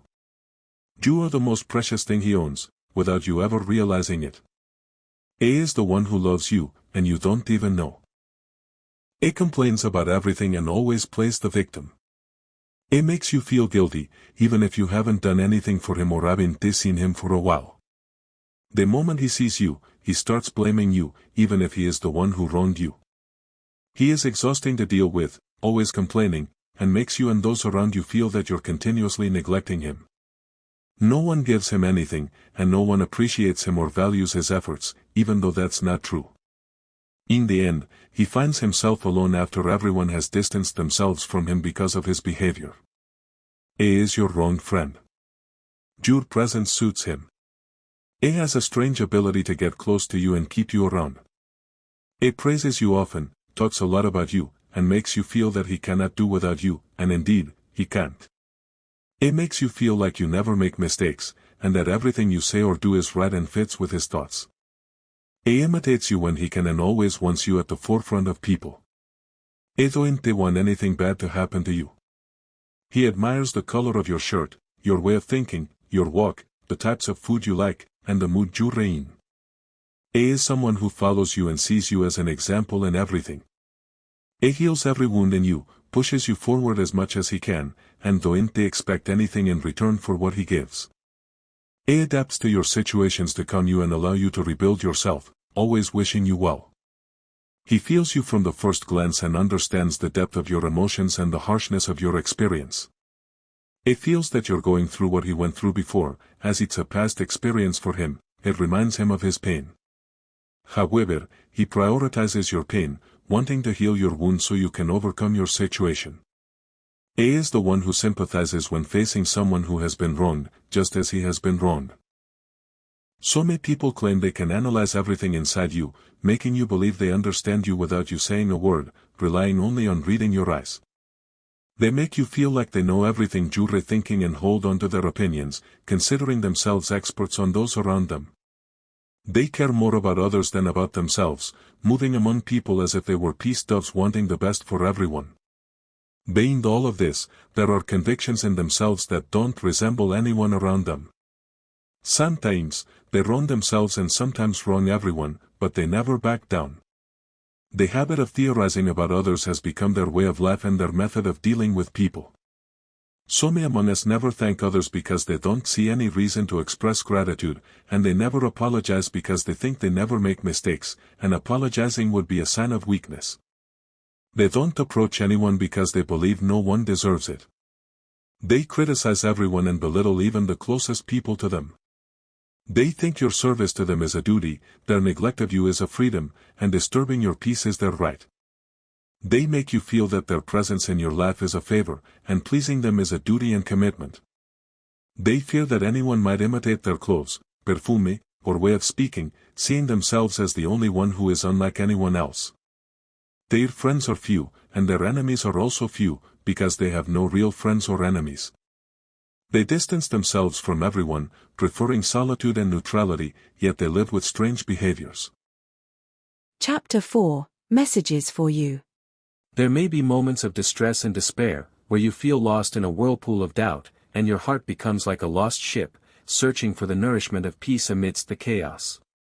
You may feel as though the path will never be easy, but in a moment, you will find an escape from everything that has troubled you. So don't lose hope or give up, for with every dawn comes a new opportunity, and in every difficulty, there lies strength within you. Life is not just a collection of difficult moments and dark times, but a constantly renewing cycle, a winding path that carries within it much hope, reminding you that life deserves every effort you make to achieve what you strive for. And even if the ending you dream of is not joyful, try again, convinced that the story is not over yet, and the most beautiful chapters are still waiting for you. In every moment when you feel lost, do not worry, just remember that the virtues of Surah Al-Baqarah were created for you and me. In it, there is salvation from the fire of confusion, and a release for the emotions that are trapped in your chest. Always remember that the surahs of the Quran are a refuge from the curse of oppression, pain, and sorrow. Whenever the way seems difficult, remember that the heavens do not close on those who carry in their hearts hope, prayer, and faith in their Lord. Remember that life is full of colors that we ourselves paint, by choice, not by circumstances. You may see a poor person who knows how to create light from his smile, lighting the hearts of those around him despite the little he possesses, while there is a rich person trapped in depression, hiding behind a fake shine, even though he has everything that satisfies the strongest desires. The difference is not in what we own, but in how we view what is around us.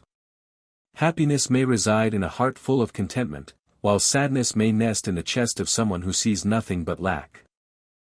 Do not look at the poor as poor in feelings or thoughts, for perhaps within him, he holds something that appearances do not reveal. Behind his simple clothes, there may be big dreams and ideas that reach for the sky. Poverty is not a mirror that reflects the value of a person or the energies and potentials they hold, but rather a passing circumstance that may limit material possibilities, but it cannot limit the expansion of the soul or the depth of thought. You may find the poor person filled with the wisdom of life, which he learned from harsh experiences, or with warm feelings that grew in his heart despite the difficulties. That soul is not measured by money, but by the impact it leaves on others. His words may be more truthful and inspiring than those spoken in halls of grandeur, for he who knows need, knows the true meaning of giving. Do not judge a person by their outward appearance, and do not assume that a lack of money means a lack of thought or emotion. You may find depth in simplicity that you do not see in the complexities of other lives, and find in the poor person a heart that can hold the world more than any wealth. The difference is not in what we have in terms of money or status, but in what we carry within ourselves in terms of visions and dreams. It is the outlook on life that may allow a person to see hope even in the most difficult circumstances, or live in bitterness despite his comforts. In the end, the choice is in our hands, to search for light in the corners of our lives, to paint joy despite hardships, or to surrender to circumstances, and lose our sense of the beauty of life. There may be moments of distress and despair, where you feel lost in a whirlpool of doubt, and your heart becomes like a lost ship, searching for the nourishment of peace amidst the chaos. You may feel as though the path will never be easy, but in a moment, you will find an escape from everything that has troubled you. So don't lose hope or give up, for with every dawn comes a new opportunity, and in every difficulty, there lies strength within you. Life is not just a collection of difficult moments and dark times, but a constantly renewing cycle, a winding path that carries within it much hope, reminding you that life deserves every effort you make to achieve what you strive for. And even if the ending you dream of is not joyful, try again, convinced that the story is not over yet, and the most beautiful chapters are still waiting for you. In every moment when you feel lost, do not worry, just remember that the virtues of Surah Al-Baqarah were created for you and me. In it, there is salvation from the fire of confusion, and a release for the emotions that are trapped in your chest. Always remember that the surahs of the Quran are a refuge from the curse of oppression, pain, and sorrow. Whenever the way seems difficult, remember that the heavens do not close on those who carry in their hearts hope, prayer, and faith in their Lord.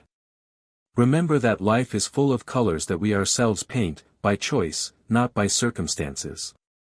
You may see a poor person who knows how to create light from his smile, lighting the hearts of those around him despite the little he possesses, while there is a rich person trapped in depression, hiding behind a fake shine, even though he has everything that satisfies the strongest desires. The difference is not in what we own, but in how we view what is around us. Happiness may reside in a heart full of contentment, while sadness may nest in the chest of someone who sees nothing but lack. Do not look at the poor as poor in feelings or thoughts, for perhaps within him, he holds something that appearances do not reveal. Behind his simple clothes, there may be big dreams and ideas that reach for the sky. Poverty is not a mirror that reflects the value of a person or the energies and potentials they hold, but rather a passing circumstance that may limit material possibilities, but it cannot limit the expansion of the soul or the depth of thought. You may find the poor person filled with the wisdom of life, which he learned from harsh experiences, or with warm feelings that grew in his heart despite the difficulties. That soul is not measured by money, but by the impact it leaves on others. His words may be more truthful and inspiring than those spoken in halls of grandeur, for he who knows need, knows the true meaning of giving. Do not judge a person by their outward appearance, and do not assume that a lack of money means a lack of thought or emotion. You may find depth in simplicity that you do not see in the complexities of other lives, and find in the poor person a heart that can hold the world more than any wealth. The difference is not in what we have in terms of money or status, but in what we carry within ourselves in terms of visions and dreams. It is the outlook on life that may allow a person to see hope even in the most difficult circumstances, or live in bitterness despite his comforts. In the end, the choice is in our hands, to search for light in the corners of our lives, to paint joy despite hardships, or to surrender to circumstances, and lose our sense of the beauty of life. Always remember that only your nail can scratch your skin, and that the harm you feel may be caused by you. Perhaps you place yourself in situations where you trust without calculations, and if you need advice, you may turn to the wrong person. Always remember that the intuition you feel, and what your heart tells you may be correct, but you hesitate to face what your heart suggests, because you believed in the honesty of those around you. Know that seeking advice from someone with experience is better for you, and not everyone is worthy of our trust or words. When beautiful words lose their effect on the soul, and when gifts, no matter how valuable, become meaningless, and when longing and absence are replaced by a period of rest or recovery from love, then you will realize that something significant has broken, and that you are on the verge of the last station in a story that was once something grand. It is the final line in a story where the hero was a lover whose fate changed, and who retreated from vows and promises made over the number of days in the story, whose pages are now folded forever. You will mature and understand that true love is that which does not need reasons to express itself, nor does it require physical proximity to stay alive. It is the love that grows in the distance, and lives in the soul before it lives in the body. As for beginnings, if they are beautiful, let them continue. The beauty that touched your heart with the first step should not be fleeting. There are beginnings that resemble flowers, arriving with winds of unforgettable fragrance, awakening what was stagnant in you, and refreshing your passion in your soul. Know that the commandments of love are 10, faith in those you love and keeping an open heart, closeness and care, clarity of feelings and purity of soul, warm communication with sensitivity, mutual trust and eternal vows, and care in times of hardship. Souls seek a safe harbor near the sea of morals, a hand that wipes away tears, and a breath that brings hope amidst the fog. The journey of loyalty is not easy, it is a type of strong will and a pure heart. Know that the breakers of the heart are 10, continuous neglect, unbearable betrayal, a smile stolen from crowded pages, excuses that do not convince, justifications uglier than the sin, the burning of the heart, forgotten moments, stolen joy, and the harshness of words. For some words are medicine, while others are stings of fire. When opportunities become scarce, and hands are stingy, don't be sad. Giving is not measured by what comes to you from the outside, but by what overflows from your heart. Remember that inside you is a mine of hope and dreams, one that doesn't need a hand reaching out to grant it, but needs your belief that you are enough, and that what you are looking for may be closer than you think. The stingy ones lose their opportunities before they lose yours, and you are the one who remains, who endures, and who plants seeds in your land. Even if it seems barren today, it will bloom tomorrow. The flaw is not in you, the flaw is in those who couldn't see your value, in those who looked at you from a narrow perspective, and didn't appreciate the purity of your heart or the beauty of your soul. The flaw is in the eyes that did not do you justice, in the words that passed judgments on you that you did not deserve, and in the hearts that didn't open their doors to you and could only accept what suited their whims. Always remember that you are not responsible for how they see you. Be who you are, because those who know the value of the essence will never mistake the appreciation. Don't get angry, for in anger, opportunities and paths are lost to the heat of the moment. Dialogue is a rare language that is built on patience and awareness, and in a moment of anger, its foundations are destroyed. Remember that decisions made under the pressure of anger may carry the shadow of regret, and that some things, once broken, are really hard to return to how they were. Just as it's difficult to repair broken things, so it is with hearts and relationships that can be shattered by harsh moments. When opportunities become scarce, and hands are stingy, don't be sad. Giving is not measured by what comes to you from the outside, but by what overflows from your heart. Remember that inside you is a mine of hope and dreams, one that doesn't need a hand reaching out to grant it, but needs your belief that you are enough, and that what you are looking for may be closer than you think. The stingy ones lose their opportunities before they lose yours, and you are the one who remains, who endures, and who plants seeds in your land. Even if it seems barren today, it will bloom tomorrow. The flaw is not in you, the flaw is in those who couldn't see your value, in those who looked at you from a narrow perspective, and didn't appreciate the purity of your heart or the beauty of your soul. The flaw is in the eyes that did not do you justice, in the words that passed judgments on you that you did not deserve, and in the hearts that didn't open their doors to you and could only accept what suited their whims. Always remember that you are not responsible for how they see you. Be who you are, because those who know the value of the essence will never mistake the appreciation. Don't get angry, for in anger, opportunities and paths are lost to the heat of the moment. Dialogue is a rare language that is built on patience and awareness, and in a moment of anger, its foundations are destroyed.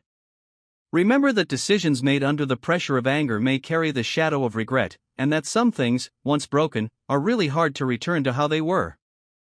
Just as it's difficult to repair broken things, so it is with hearts and relationships that can be shattered by harsh moments. Free yourself from hatred, from the fire of spite, from that chain that burdens your soul and steals your peace. That heavy burden robs you of your peace of heart and the purity of your soul. Hatred is nothing but a prison that builds its walls around you, blocking you from the light of life, preventing you from feeling the beauty of forgiveness and tolerance. Remember that in every moment you hold on to hatred, you lose a part of your happiness and allow pain to control your days. Hatred envelopes the soul in endless darkness, making the world seem harsh, while the truth is that forgiveness brings light and restores the lightness of the heart. Free yourself from hatred, and give your soul a chance to heal. Nothing is worth being imprisoned in a cycle of anger and hatred. In forgiveness, you find freedom, and in tolerance, you find true strength. Loving yourself is beautiful, and the most beautiful thing is to love yourself as you are, with your good qualities and beautiful traits. Don't pay too much attention to the opinions of those around you, and don't believe that their views on your appearance and clothing are the reason you shouldn't enjoy your life and your days. Always look at the beauty your soul carries and accept your circumstances as they are. Try to fix what you felt was over and could never be fixed or returned to its natural state. Repairing things starts with a decision, courage, and perseverance, and sometimes may need a kind of adventure. Remember that every arrow needs to go backward before it can go the farthest distance. Going back to zero is not a flaw, but rather a new beginning that forms the first step for a new journey where you may find yourself better than in previous attempts because you have learned from your mistakes and overcome them in the new stage. Consulting those with experience in what you want to do is not a flaw. Perhaps you will find in them advice on matters you didn't know before, and secrets you hadn't realized.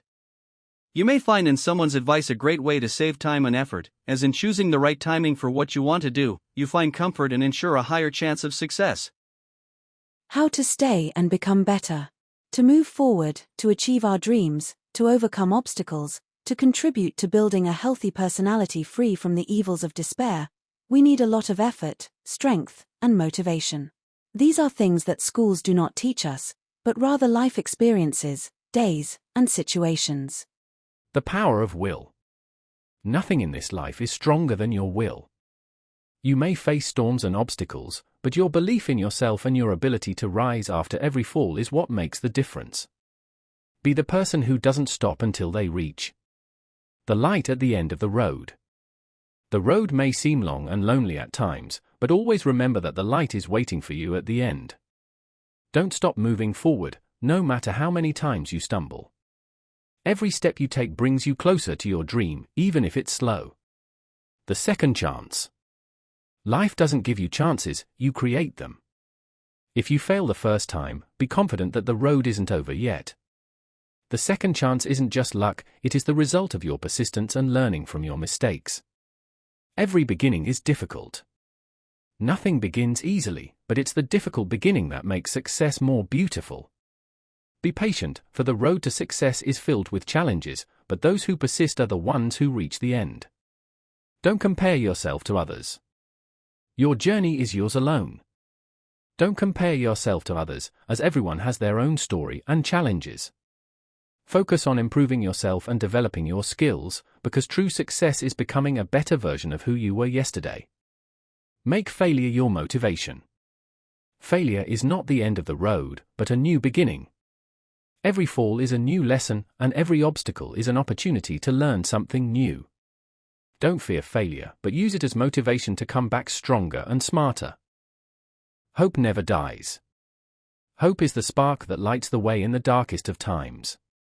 Even when you feel things are starting to deteriorate, remember that hope can change everything. Never lose faith that the best is yet to come. You make your destiny. Don't let circumstances or others' opinions determine your fate. You are the one who has the power to shape your future. Make decisions that align with your dreams, and be brave in pursuing them. Change begins from within. If you want to change the world around you, start with yourself. Every real transformation begins by changing our thoughts and behaviors. Be the living example of what you want to see in others, and take part in making a difference. Don't be afraid of big dreams. Big dreams may seem far-fetched, so don't limit them. The bigger your dreams, the bigger your accomplishments. Dream as big as the sky, and start with small steps to make those dreams come true. Every big dream starts with a small idea. Learn from yesterday. Take lessons from the past, but don't let it determine your future. Live every moment in the present, and prepare to build a better tomorrow.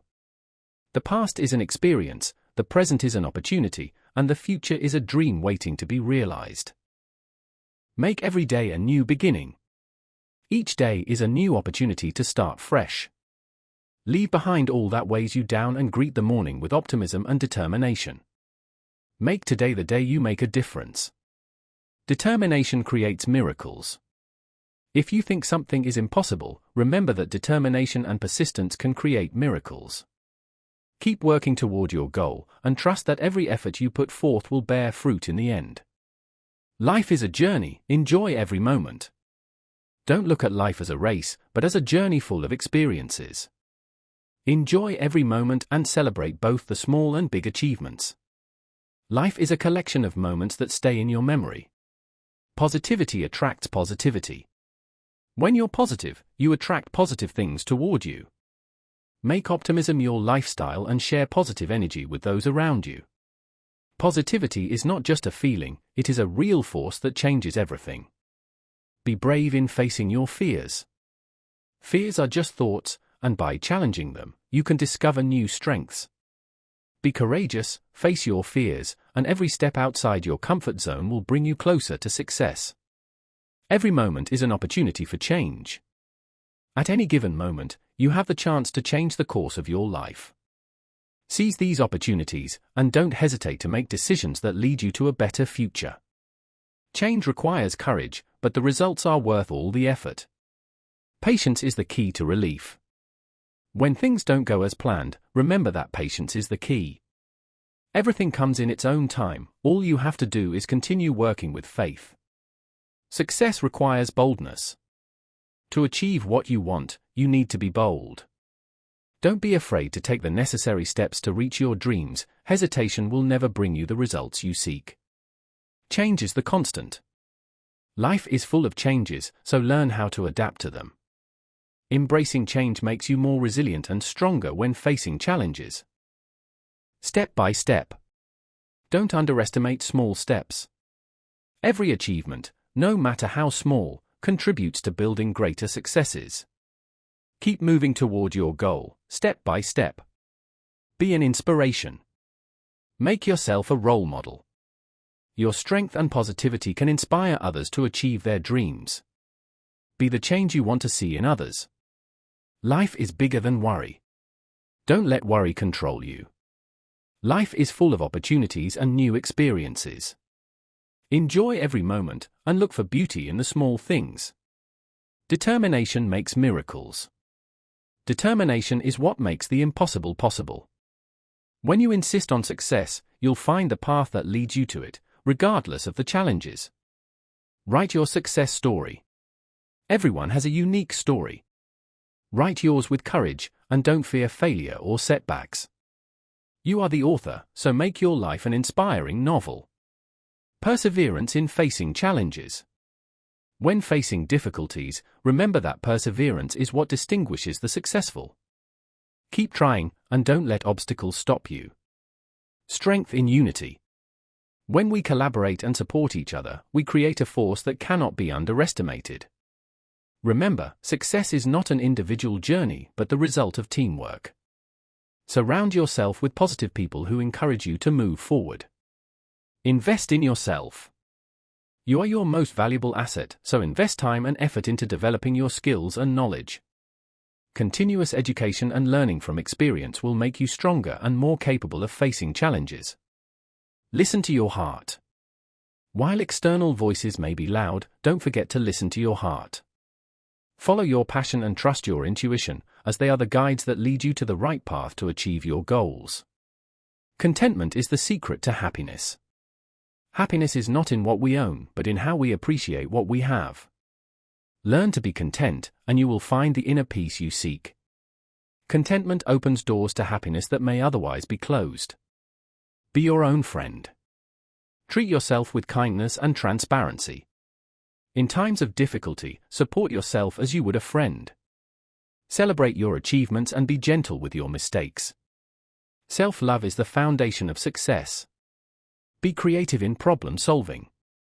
Every problem carries an opportunity for creativity. Don't let obstacles block your path, instead, seek new and innovative solutions. Creativity is what distinguishes successful people from others. Every step matters. Don't underestimate the value of small steps. Every achievement, no matter how simple, brings you closer to your goal. Keep moving forward, as continuous progress is what builds success. Enjoy the journey. Success is not a destination, it's a journey filled with experiences.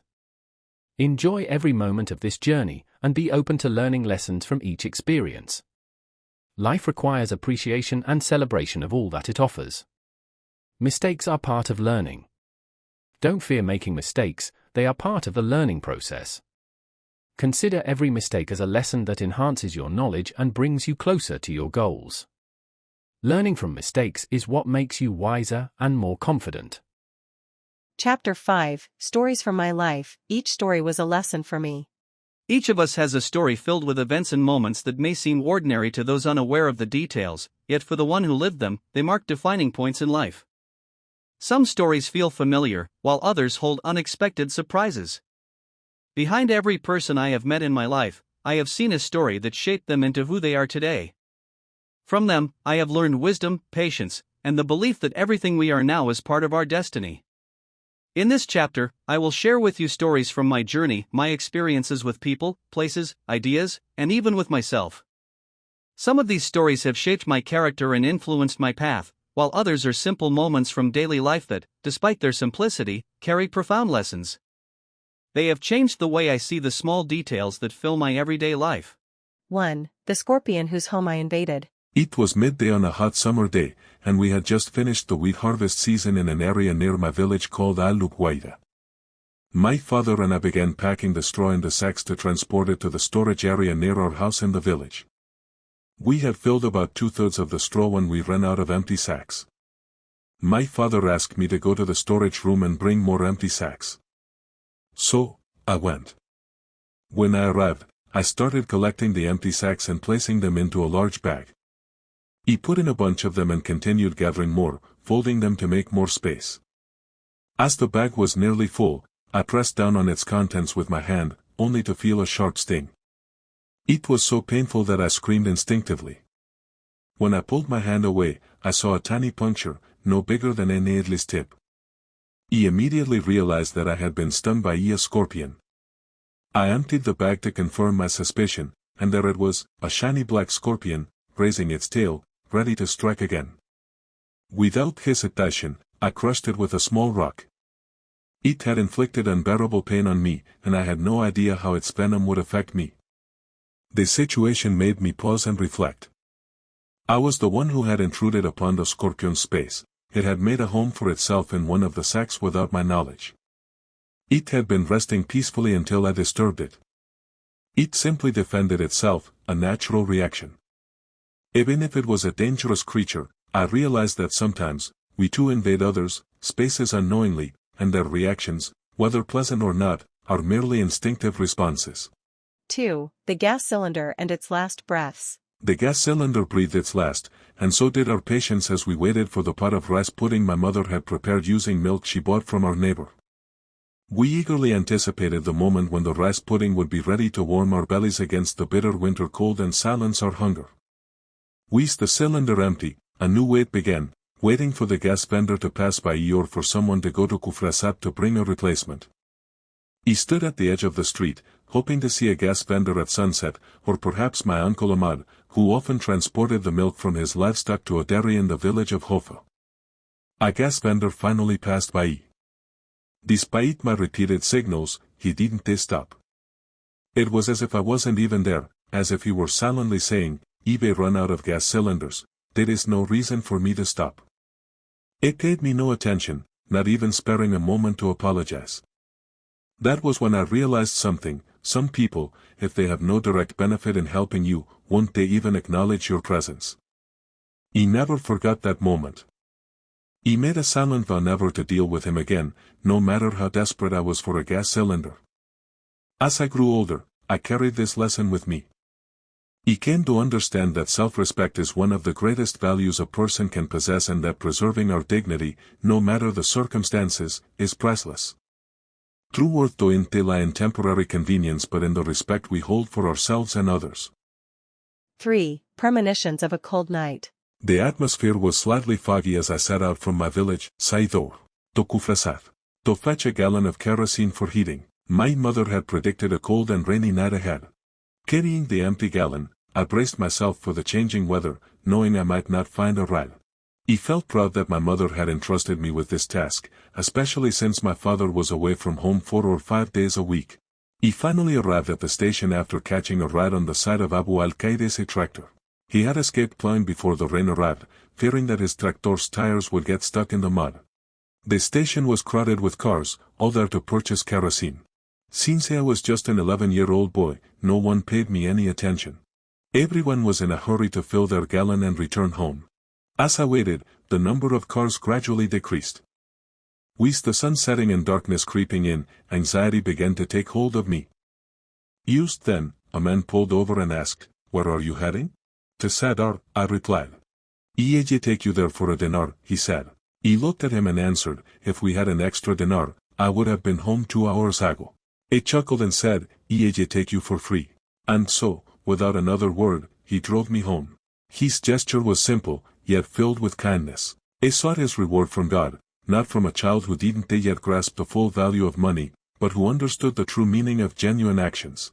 Sometimes, the kindness we offer to others without expecting anything in return is the most beautiful and impactful. True generosity is not measured by what we give materially, but by what we offer from the heart, especially when we choose to help those who have nothing to give back except deep gratitude. 4. My father waking me up. Waking up to my father's voice was always a unique and unforgettable experience. It wasn't like anyone else, gently waking you up or whispering softly. No, he had his own distinct way.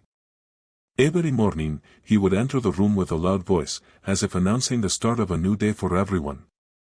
"Get up. The day has begun, and work is waiting for you."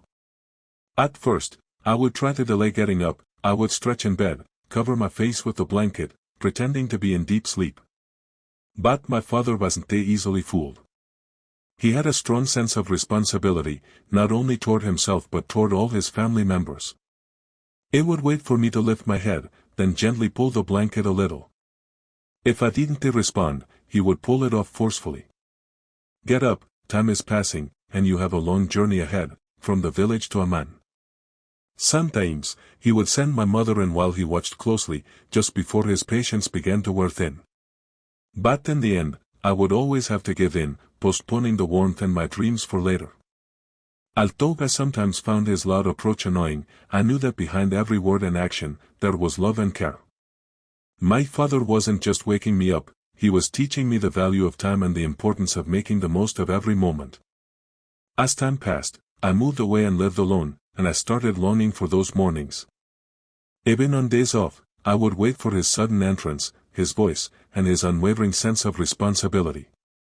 It would wait patiently, just as he always did, with every attempt to wake me. My father wasn't just waking me from sleep, he was awakening within me a drive to work, a sense of energy, and a belief that every new day brings new opportunities. Now, when I wake up alone, I miss those moments. My father was more than just someone who woke me up, he was the creator of morning memories that will stay with me forever.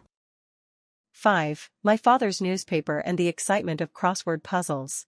The most beautiful thing about the morning newspaper was its scent in my father's hands. The words seemed to scatter like the fresh ink's aroma, blending with the morning breeze that slipped through the branches of the jasmine tree planted at the edge of our western veranda.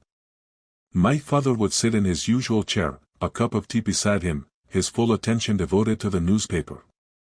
He would watch him from afar, stealing glances at his changing expressions, as if his face were a mirror reflecting what he read. Sometimes, I would see him smile, as if a piece of good news had found its way into his eyes, planting a seed of reassurance in his heart. Other times, his eyebrows would rise in anger, as if the world, through those printed lines, was delivering unwelcome news. As a child, I often wondered, what made this paper hold so many emotions? How could printed pages be a reflection of an entire world? My father didn't talk much about what he read, but he would leave the newspaper folded on the table when he was done, as if it had finished telling him its story and was now waiting for someone else to read it. Sometimes, I would try to imitate him, opening the newspaper and flipping through its pages, though much of it remained a mystery to me. The words seemed like cryptic symbols, yet I sensed that between my father and the newspaper, there was a special language, one I didn't understand but could certainly feel. He enjoyed the newspaper most when my father left me the easiest part of the crossword puzzle. It was like a secret game he handed over to me with a smile. Here, this part is for you. He knew he had carefully chosen the simpler words, the ones that suited my age at the time, but to me, they were an exciting challenge. I would grab a pen and start eagerly, trying to fill in the blanks. Sometimes, I got the answers right, other times, I didn't. But my father would correct me gently, never diminishing my little moments of joy. Over time, I learned to understand more of those puzzles and became better at solving them. The crossword was not just a game, it was a small bridge of ink and words that silently connected us. Years passed, newspapers changed, and the way we read the news evolved. But what never changed was the memory of those mornings and my father's face buried between the lines. Perhaps the newspaper itself was never the important part. It was those small moments, when the whole world rested lightly in my father's hands within the pages of a newspaper, while we carried those moments forever in our hearts. 6. The honey badger and the people of my village. On that Friday afternoon, a gentle breeze swayed the towering almond tree near the wild pistachio tree. Its seeds fell, rolling down with the first slipping drop towards an olive tree in a small orchard. My father asked me to reorganize the stones, debris, and broken branches that had been washed away by the winter floods. He began gathering the dry branches entangled with the rocks, some of which would serve as fuel for a kettle of tea, into which I had added a few cardamom pods. He watched the fire closely, ensuring it didn't spread, as the dry grass could easily catch fire, especially at this time of day. Just as I was about to sort the small stones from the large ones, I heard a sound, a cry resembling that of an infant. It came from near the trunk of a medium-sized storax tree, beneath a large rock whose dusty crevices were draped with the roots of wild thyme. He quickly ran to inform my uncle, the village elder, about what I had heard. The elder, along with everyone who had heard my call, rushed to the spot as I shouted, "There is a baby crying at the edge of the orchard." When we arrived, the elder pulled out a small lantern he had brought along with his rifle. As soon as he directed its light into the hollow beneath the rock, we saw a pair of glowing eyes reflecting the beam. At that moment, the elder laughed and said, "It's a honey badger, a creature slightly larger than a plump wild rabbit. Its body is black, and its head is dusted with shades of gray and white." The honey badger's cry had stirred the humanitarian instincts of many in our neighborhood, leading them to believe that a helpless child had been abandoned there.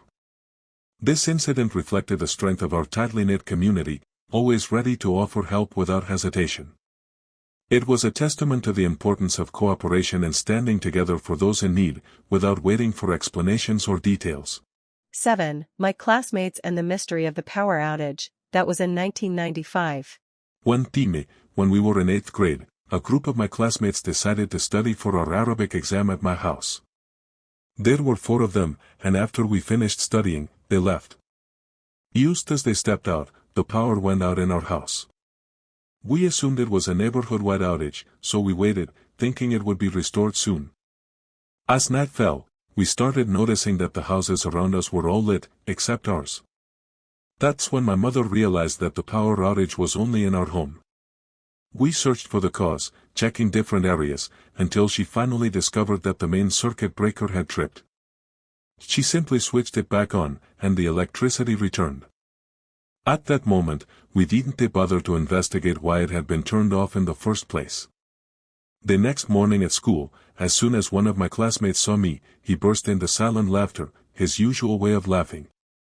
But this time, he stopped mid-laugh, his eyes fixed on me. He waited for him to regain his composure, and then he said, "I know who turned off the breaker at your house yesterday." At that moment, I realized that one of my friends had done it as a prank before leaving. It was the tallest one among us, his height had allowed him to reach the breaker panel. He was known for his playful spirit and didn't mean any harm, he just wanted to joke around and make the others laugh. Even though it was just a harmless prank, we had spent a long time searching for the cause of the outage. But after fixing the issue, we didn't dwell on it any further. That experience taught us a valuable lesson. Sometimes, we waste our time and effort searching for unnecessary details when we should be focusing on solutions. It reminded us of the importance of setting priorities. Some things can drain our energy without any real benefit, while the key is to focus on what truly matters. 8. My father losing my brother in the market. It was the afternoon of the last Friday of Ramadan in 2001, and we were expecting it to be the last day of the holy month. My father wanted to go to the market to buy Eid clothes for my younger siblings and some other essentials for the occasion. It took my younger brother Ahmed, who was 10 years old at the time. At that point, my father didn't have a mobile phone.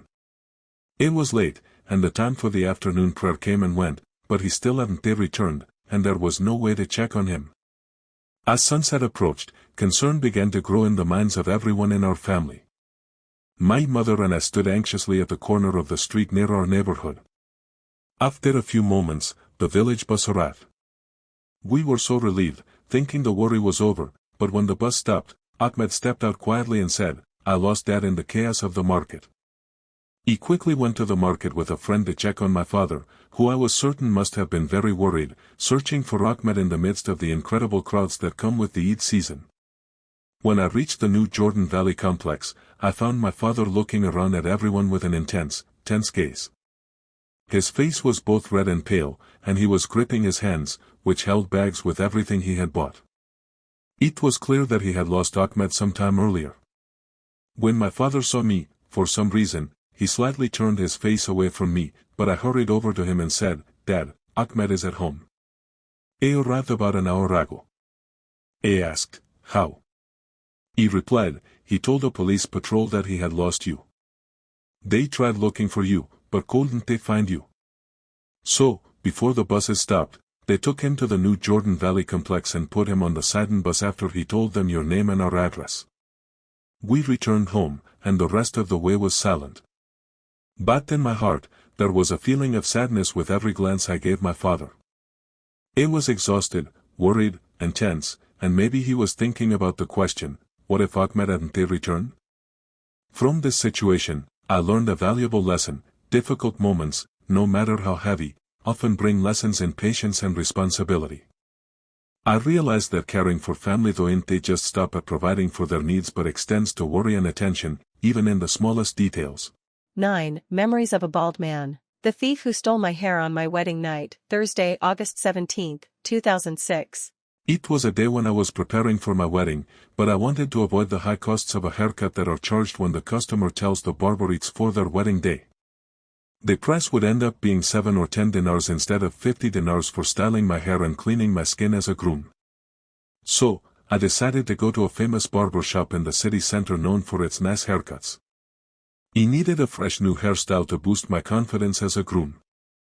He sat in the chair and overheard another customer on the neighboring chair telling the barber, "I want my hair shaved completely, as they say in my country, to zero." The barber, who was working on my hair, began his task. He asked for a simple trim and made sure to be clear about what I wanted without letting him know I was the groom tonight in my village. As the scissors moved quickly around my head, I started to feel something strange. The amount of hair falling to the floor seemed more than I expected.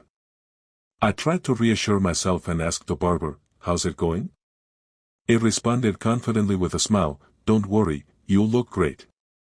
But when I looked in the mirror, I found the back of my head was completely bald. He was shocked. The hair I had been taking care of for years, a part of my identity, was almost gone.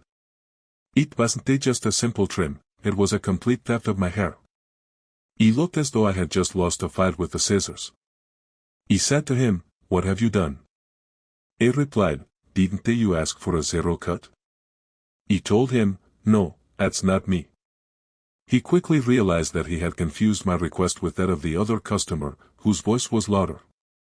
The barber laughed and said, "Don't worry, I'll work on the style, and you'll see how beautiful it will look. But when I looked in the mirror, I couldn't see any style, only that he almost made me the first groom in my village to have no hair on his wedding night. He left the barber shop feeling like a professional thief had almost stolen my hair, had I not noticed in time.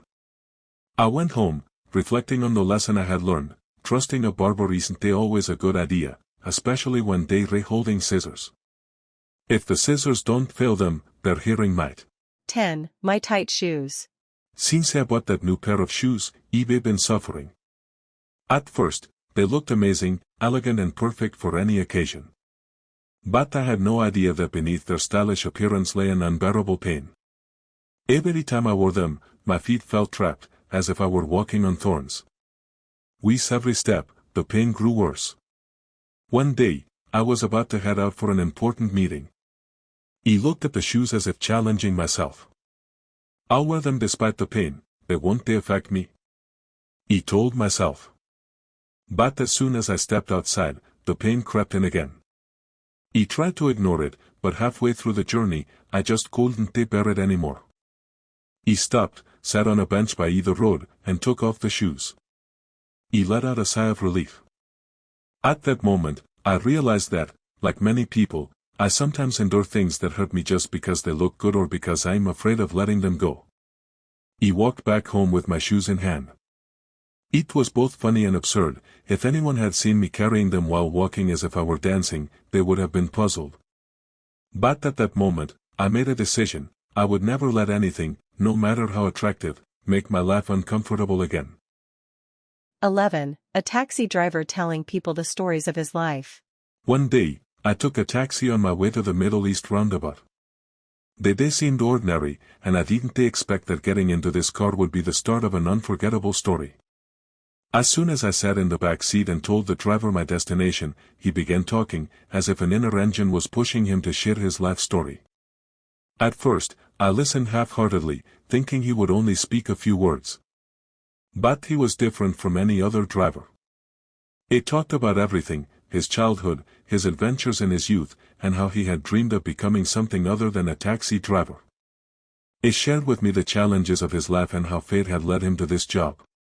He had an amazing ability to narrate, as if every event in his life was a scene from a dramatic film filled with events. His stories were full of sadness, joy, failures, and triumphs. Every now and then, I found myself smiling or feeling sad with him. By the time we reached my destination, I didn't want to get out of the car. The story was just too captivating. Before I left, he said to me, "I tell my stories because I don't want my life to pass without anyone hearing it. Everyone has a story, but not everyone gets the chance to tell it." I stepped out of the taxi, reflecting on his words. He realized that everyone we encounter in life carries a story worth telling, and that some stories aren't meant to be told because they don't mean anything to others. Sometimes, we might be the listeners that others need to leave a mark on us. 12. The poor tea seller. It was a cold morning when I stood at the corner near the Sports City roundabout, waiting for my usual bus to go to Tab Arbor. The city was bustling with activity, as it always is every morning, people heading to their work, and cars filling the streets with their noisy horns. But amidst all the noise, a simple, calm voice caught my attention. "Hot tea, hot tea." He turned to see a tea seller sitting on a small chair next to his cart. He looked poor, his clothes were old and simple, but there was a strange spark in his eyes. He approached him, greeted him, and ordered a cup of tea. He quickly handed it to me as if he were preparing to welcome another customer. "With the first sip of the hot tea," I asked him, "it seems your day started early?" He replied, "Yes, my day starts with the sunrise." La Iblige doente wait. That phrase sparked a long conversation. Over the following days, I would stop by every morning to buy a cup of tea and listen to his stories. The tea seller wasn't just an ordinary vendor, he was a man full of wisdom. He shared stories about his life and how he had worked in other fields before ending up as a tea seller. He never complained about his situation, instead, he was grateful for every experience he had gone through. One day he told me, "Poverty is not the end of life, it's just a challenge. What matters most is staying true to yourself and to others." He learned a lot from him. Every morning, he gave me a new lesson, not only about life but also about humanity and the inner strength each of us possesses. He smiled despite his tough circumstances and kept working hard, believing that sustenance comes with effort and patience. One day, I asked him, "How can you be happy despite all this?" He looked at me and said, "Happiness isn't in money or possessions. It's in being content with what you have, in the smile you give to others, and in believing that tomorrow will be better." My story with the porty seller wasn't just a fleeting encounter, it was a lesson that taught me that the true value of a person lies not in what they own, but in how they face their circumstances and in their contentment with what they have, no matter how simple it may be. 13. The blind teacher. I never expected that meeting her would change my life. It was in 2008, and I was living an ordinary life. I would wake up every morning, go to work, and return in the evening exhausted. Life was going on as usual, with no noteworthy surprises, until one day when a friend asked me to help his blind neighbor organize a classroom to teach poor girls on the ground floor of her father's old house. At the time, I worked in billboard lettering and interior decoration. I never turned down a request from a friend, so I agreed without hesitation. I thought the task would be simple, perhaps just an hour or two of my day, but I didn't realize that I was about to embark on an experience I would never forget. When I entered her home for the first time, I felt something different. It wasn't like any ordinary house. Everything was arranged with precision, and it felt as though she knew the place in all its details, despite her inability to see. She observed me calmly, waiting for me with a gentle smile. She said, "Hello." I responded cautiously, "Hello, I'm here to help you with whatever you need." She smiled as though she could see me perfectly. We sat and talked about the classroom and its purpose, then she told me about her life, her childhood stories, how she faced life with a spirit full of hope and optimism, and how she became a professor of physics and mathematics despite being blind. I was amazed at how someone who had never seen the world could be so optimistic. She viewed life from a different perspective, as though her blindness had given her a deeper insight than those who could see. She said that the eye is not what allows us to see, but the heart is what truly perceives. Time passed as I exchanged words with her, deeply engrossed in her conversation and her unwavering optimism. That's when I began to see life through her eyes. She didn't need anyone to guide or assist her, she felt that she was capable of helping anyone in any way she could. In my encounter with her, she taught me how to appreciate the small things in life, how to enjoy every moment, and how happiness isn't in what we see, but in what we feel. I learned from her that sight is not what allows us to see the world around us, but the heart and mind are the true keys to seeing life clearly. 14. A letter from a stranger. It was in the final weeks of completing this book that I received a message without greeting or permission. It began with, "Is that you?" I replied, "Yes," and the sender called me Abu al-Kutub, father of books. He said, "You're a book author and a philosopher," referring to my novel The Gold Well. I was taken aback and wondered, has the author, the writer, the person who writes stories from his life or a real novel that happened throughout the years of his life, become someone who is now a philosopher? I replied, "And what does the novel stir in you?" He responded, "Neither your novel nor you stir me." But he wanted to make me feel that what I do, turning stories from my life into novels, was wrong, and he wanted to make me feel the immense ignorance that many people have reached in these days. I didn't know who the sender was, as they used a pseudonym. Little did he know that my novel, before its official release, had been shared with a large group of friends and acquaintances who are readers and book lovers, some of whom are professors at Yarmouk University and the University of Jordan, and all of whom I trust. They corrected many of my mistakes and discussed various aspects with me. I wasn't bothered by either criticism of my personality or the criticism of the stories in the novel. What bothered me, however, was that an ignorant person was criticizing someone who is educated, an ignorant person was criticizing a teacher, and an ignorant person was criticizing a university professor who has graduated more than 10,000 students throughout his career in education, teaching, and higher education. The sender didn't stop at calling me a philosopher, but he also kept referring to me as Abu al-Kutub between each message. What he didn't know was that I had sought this title for many years. He didn't understand the beauty of that title to me, nor did he know that what is placed in the books is a message for him, for me, for my children, And for those around us who need such stories to motivate them to strive and achieve what we could from knowledge.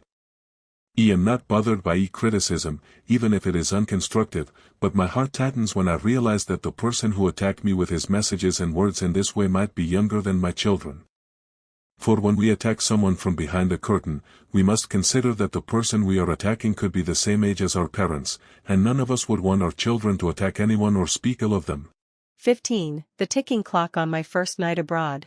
Suddenly, I began. The night had drawn its curtain, and everything around me was engulfed in silence. No sound, no movement, only the darkness that filled the room.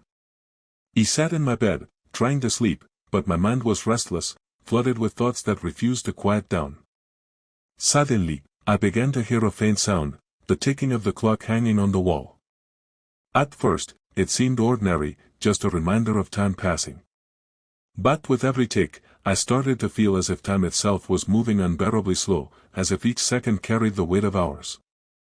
Tick, tick, tick. Every tick reminded me of something, a missed appointment, a postponed dream, something I should have done but never did. As the night stretched on, those ticking sounds became more painful, more than just a noise. They felt like an inner voice reminding me that life waits for no one. Time moves forward, whether we are ready or not. And while I was surrounded by silence, my mind was battling against time, against those fleeting seconds that would never return. I couldn't sleep that night. I lay awake, listening to the ticking of the clock, reflecting on every moment that had passed without being fully lived. And in those moments, I decided to approach time differently, to not let those ticks pass without doing something meaningful, something worth remembering. When the sun finally rose, I realized that the night and its ticking had given me a lesson. Time is the most valuable thing we have, and we must make the most of it before those ticks fade into a silence that lasts for. 16. My story with the alarm clock. On a cold morning, while I was deep in sleep, the alarm suddenly rang. Well, not suddenly, it went off exactly when I had set it the night before. Each sound was sharp and annoying, as if it were trying to wake an entire city, not just one person. Lastly, I reached out toward the bedside table, searching for the stop button. But strangely, for the first time, I didn't hit the snooze button. I stared at the alarm for a moment and asked myself, why do I always surrender to this sound? Every time I postponed waking up, I was also postponing facing the world, work, and challenges. The alarm wasn't just a device waking me from sleep, it was a daily battle with myself, between what I wanted to achieve and what I was trying to avoid. That day, I decided to change my habit. I sat up in bed, opened the window, and took in the crisp morning air. I could feel the shift that would happen if I started facing the alarm with responsibility, just as I should face life itself. The alarm was no longer my enemy, it became my partner in the journey of each new morning, pushing me toward a day where I could pursue my goals. 17. My cold coffee. It was an ordinary morning, just like every other. I woke up slowly to the familiar aroma of coffee, a ritual I performed every day. That morning moment I reserved for myself, where my cup of coffee sat before me, giving me the feeling that today might be different. I prepared the coffee carefully, as if painting a fresh start. But, as always, my mind began to fill with thoughts, unfinished tasks, calls to make, never-ending family matters. I sat at the table, looking at the cup before me, but my mind was elsewhere. Time slipped away unnoticed, and I became engrossed in the details of my day before I could enjoy the moment I had been waiting for. When I finally reached for the cup, I found that the coffee had gone cold. That moment, which I had imagined to be refreshing and full of energy, had turned into something ordinary, lifeless, even. I stared at the scene before me and realized that the cold coffee was nothing but a reflection of my own life, constant busyness, postponing the simple joys, always running after the never-ending demands of work. But perhaps coffee isn't the only thing that cools when we neglect it. Our lives, though, can lose their warmth and beauty if we forget to truly love them. Our small moments shape our days, and if we fail to cherish them, we may find ourselves living days as cold as that untouched coffee. 18. This is where our relationship ends. Ali's farewell to Jamil. After long hours of work on a tiring and eventful day at a media organization with over 80 employees, the clock was nearing 7 de la tarde. Our colleague Ali, from Iraq, came to inform us that he had accepted his resignation and was leaving the company. Among us, he had a close friend, the well-known Yemeni journalist, Hamid Mohsin. Ali wanted to bid farewell to Jamil in his own way. He took out his phone and embraced him from the side. Playfully and lovingly, Ali began recording the farewell moments, saying with a smile that carried a hint of teasing, "This is where our relationship ends, Jamil laughed and responded with a warm hug, though his eyes carried a sad glimmer that he couldn't hide. Ali left, and our working hours ended. We all went home, but late that night, we received an email, a message of mourning with a shocking and painful content. Jamil had passed away. He died in a car accident during his road trip from the UAE to Yemen via the city of Al Ain, then Oman, and onto his beloved Aden, as he always called it. He was driving his new car, which he had bought as a gift for his son. But he never completed the journey and never reached his son, who was eagerly waiting, nor did he reach Aden, the place he longed for. Fate didn't allow Jamil to complete his journey. When we received the news, time seemed to stop for a moment. In my mind, memories of his farewell to Ali rushed back, the spontaneous snapshots that were taken without any of us knowing that these would be the last moments we would have with Jamil. How sincere and simple that farewell was, yet it carried a deep lesson. We never know when our last meeting will be, and we never realize how many precious moments will turn into memories, as fate can turn the tables in the blink of an eye. That moment of Ali's farewell to Jamil, which we thought was a passing moment, became a profound memory and an unforgettable lesson. How often do we neglect the value of farewells in the hustle and bustle of life, dismissing them as mere daily details, when they could be our last encounter with someone we love? It was then that I realized that every meeting carries the possibility of parting, and that we should not delay words of love and appreciation, nor should we underestimate moments of hugs and smiles. Life is short, fate is uncertain, and sometimes fate writes our final goodbye without us even realizing it. Thank you. Thank you. Thank you. Thank you. For listening. Wait for us in upcoming works. Best regards, Hussam Bashayereh. Goodbye.